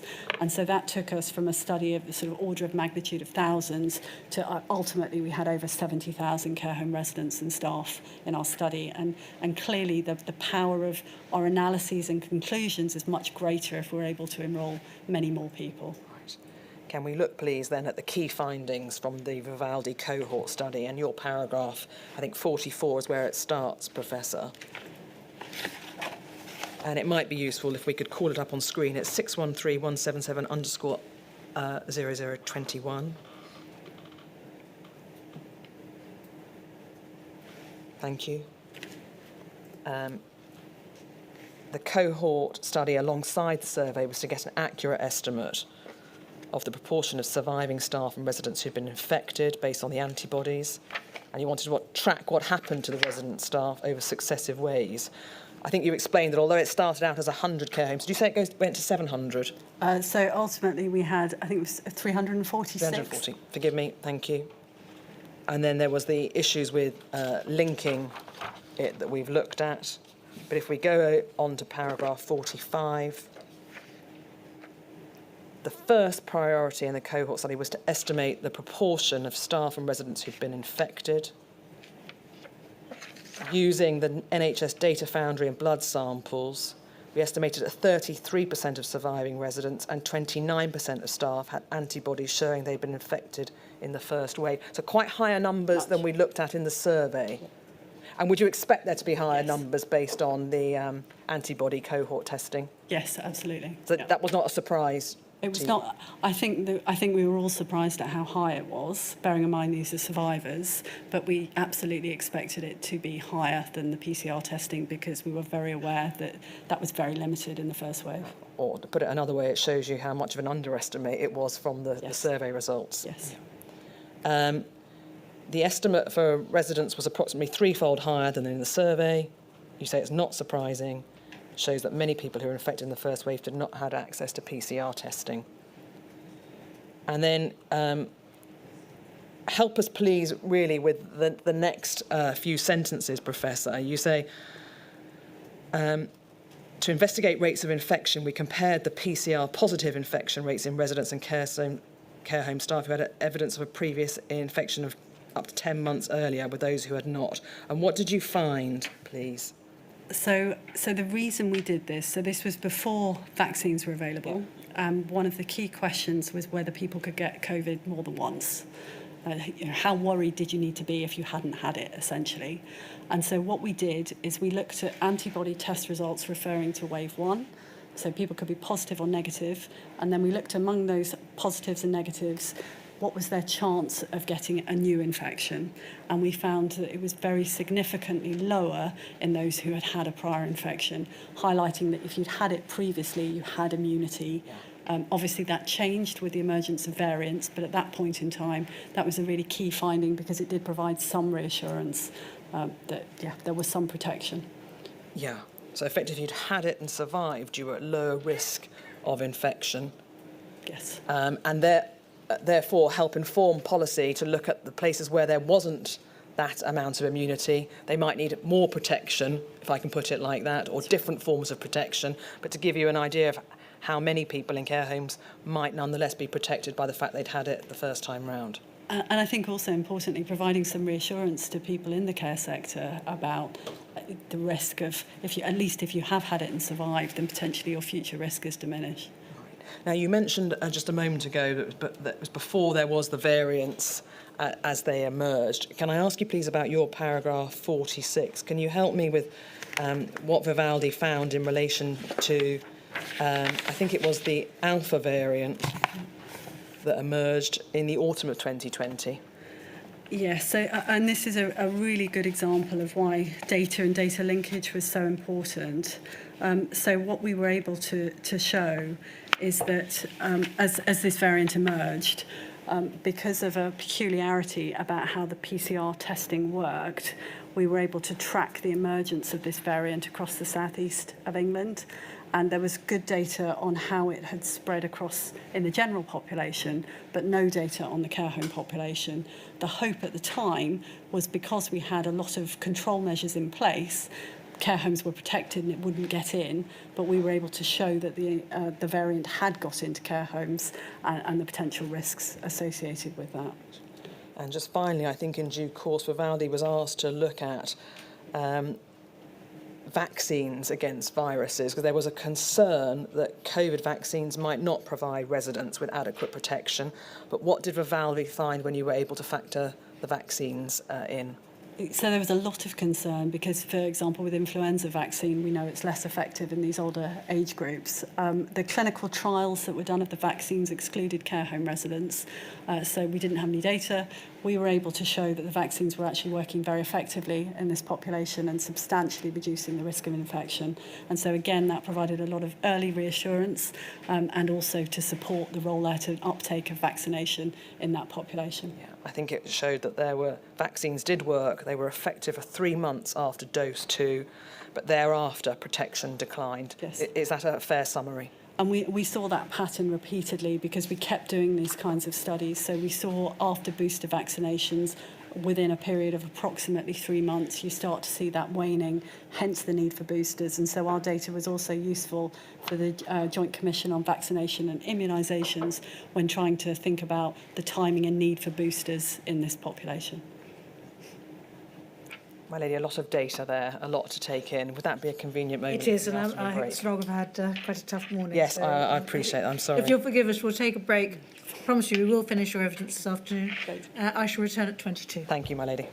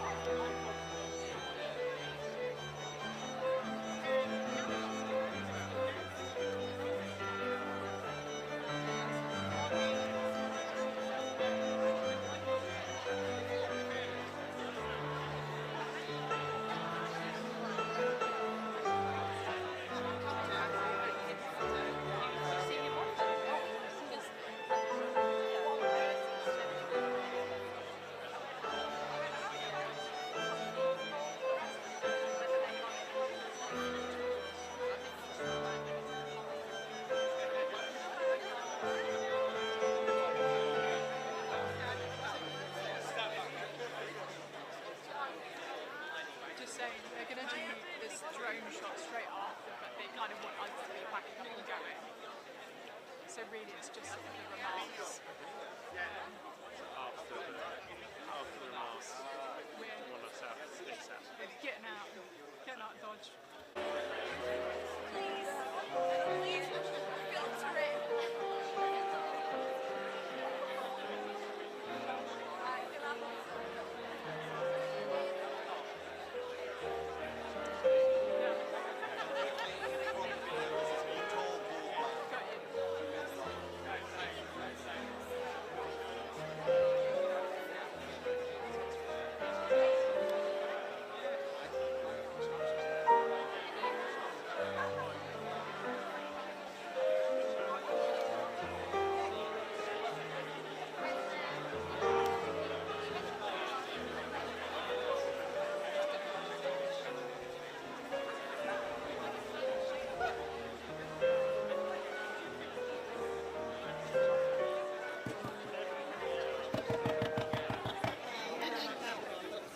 Okay. Hello everybody, I'm Billy. Isn't it fantastic to be here at number 10, celebrating you and the public service that you all do for your communities. I know all the hard work you do, and as a teacher for the Royal Free Hospital School, I also work quite hard myself. I hope you're having a really lovely time, because you deserve to. I don't know about you, but as I ripen with age, I'm shocking at remembering names. However, there are a few names that I will never forget. One of those being Maggie, as in Maggie's Cancer Centres. Claire Phelan, my cancer nurse specialist throughout my treatment for breast cancer. And Tricia, I have to get this right, post-treatment stratified nurse. And she arranges all my checkups and she reassures me on a regular basis and alleviates my new fears. Both of you will always be in my heart, so thank you so much. Another important person to me is Keir Starmer. I first met him a year ago at the launch of the Plan for Change, and I'm delighted to introduce him to you now.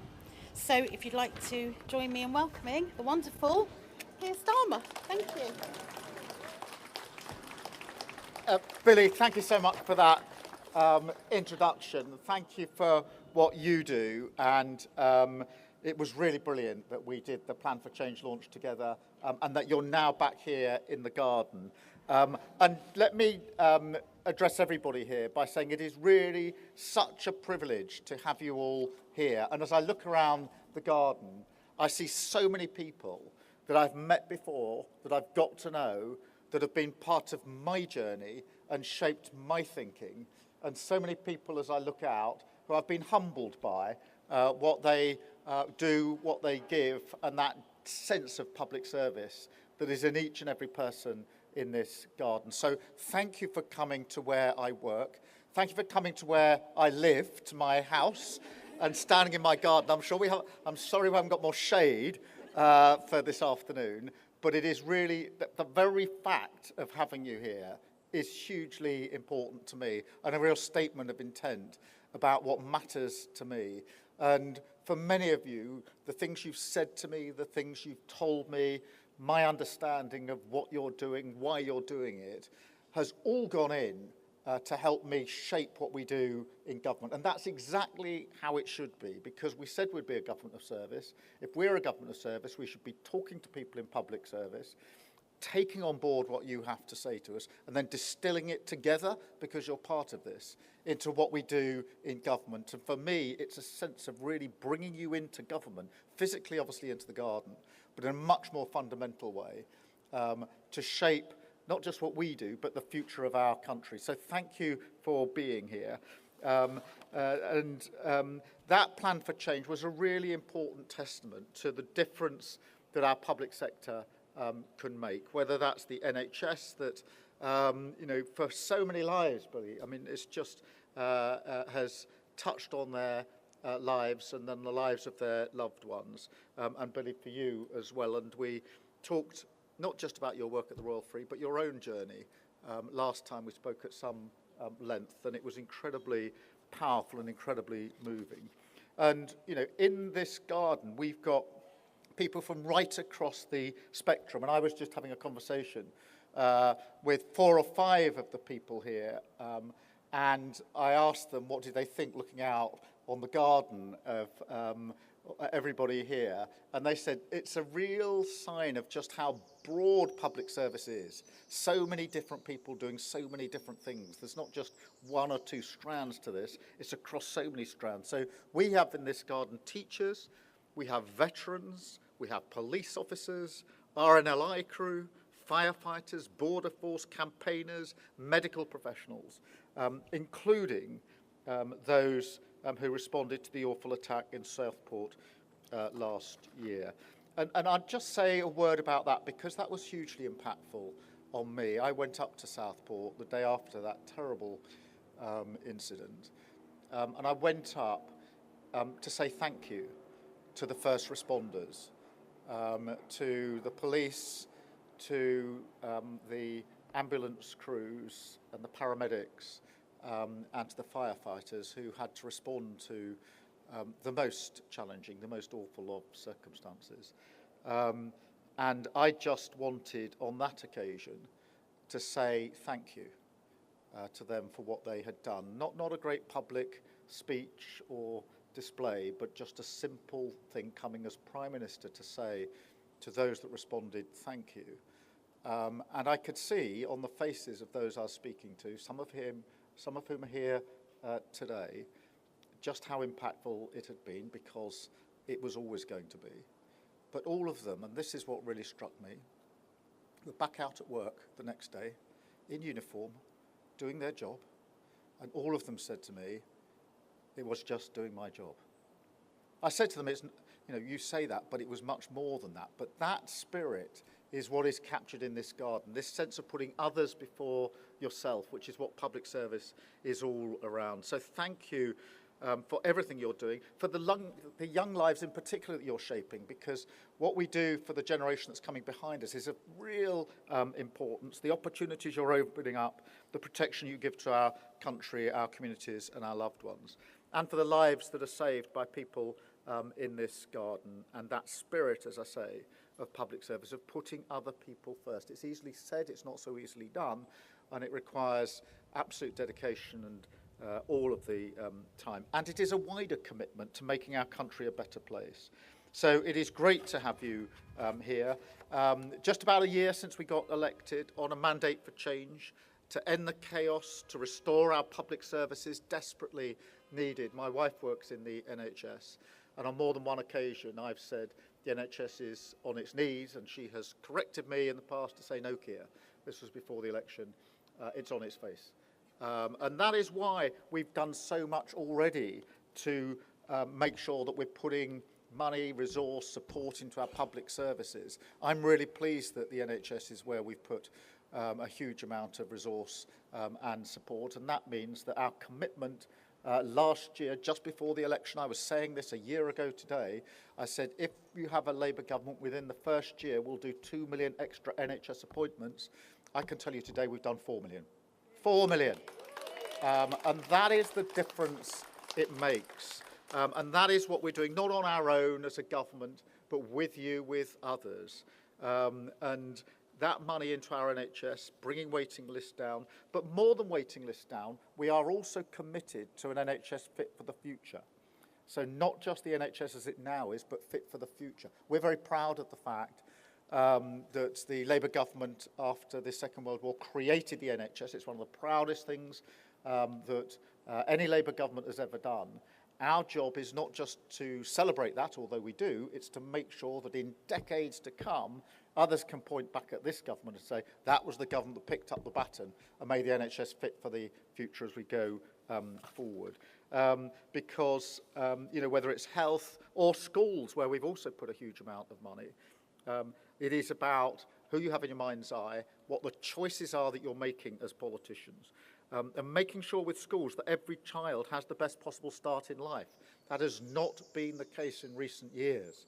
and making sure children arrive at school ready to learn, which is why we've done so much work on breakfast clubs, childcare, to make sure that even at the age of 4 and 5, children get the chance, and then the chance to go through and go as far as their talents will take them, whatever that may be. There should be no prescription of what a child should achieve in his or her life, but we should let them go as far as their talents will take them in whatever direction they want to go.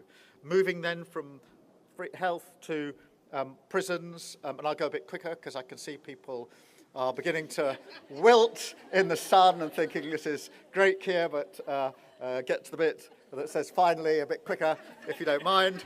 But prisons, the biggest prison expansion since the Victorians, 1,400 new places.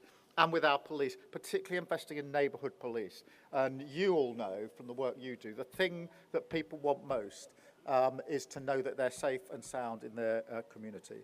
And finally, and most importantly, we're investing in you, because people run services, people are public servants, and we need to serve, to care and protect the people, you and all the people you're representing here, because you're here in your own right, but you're representing millions of people across the country. And we need to give you the respect and dignity that you and they deserve.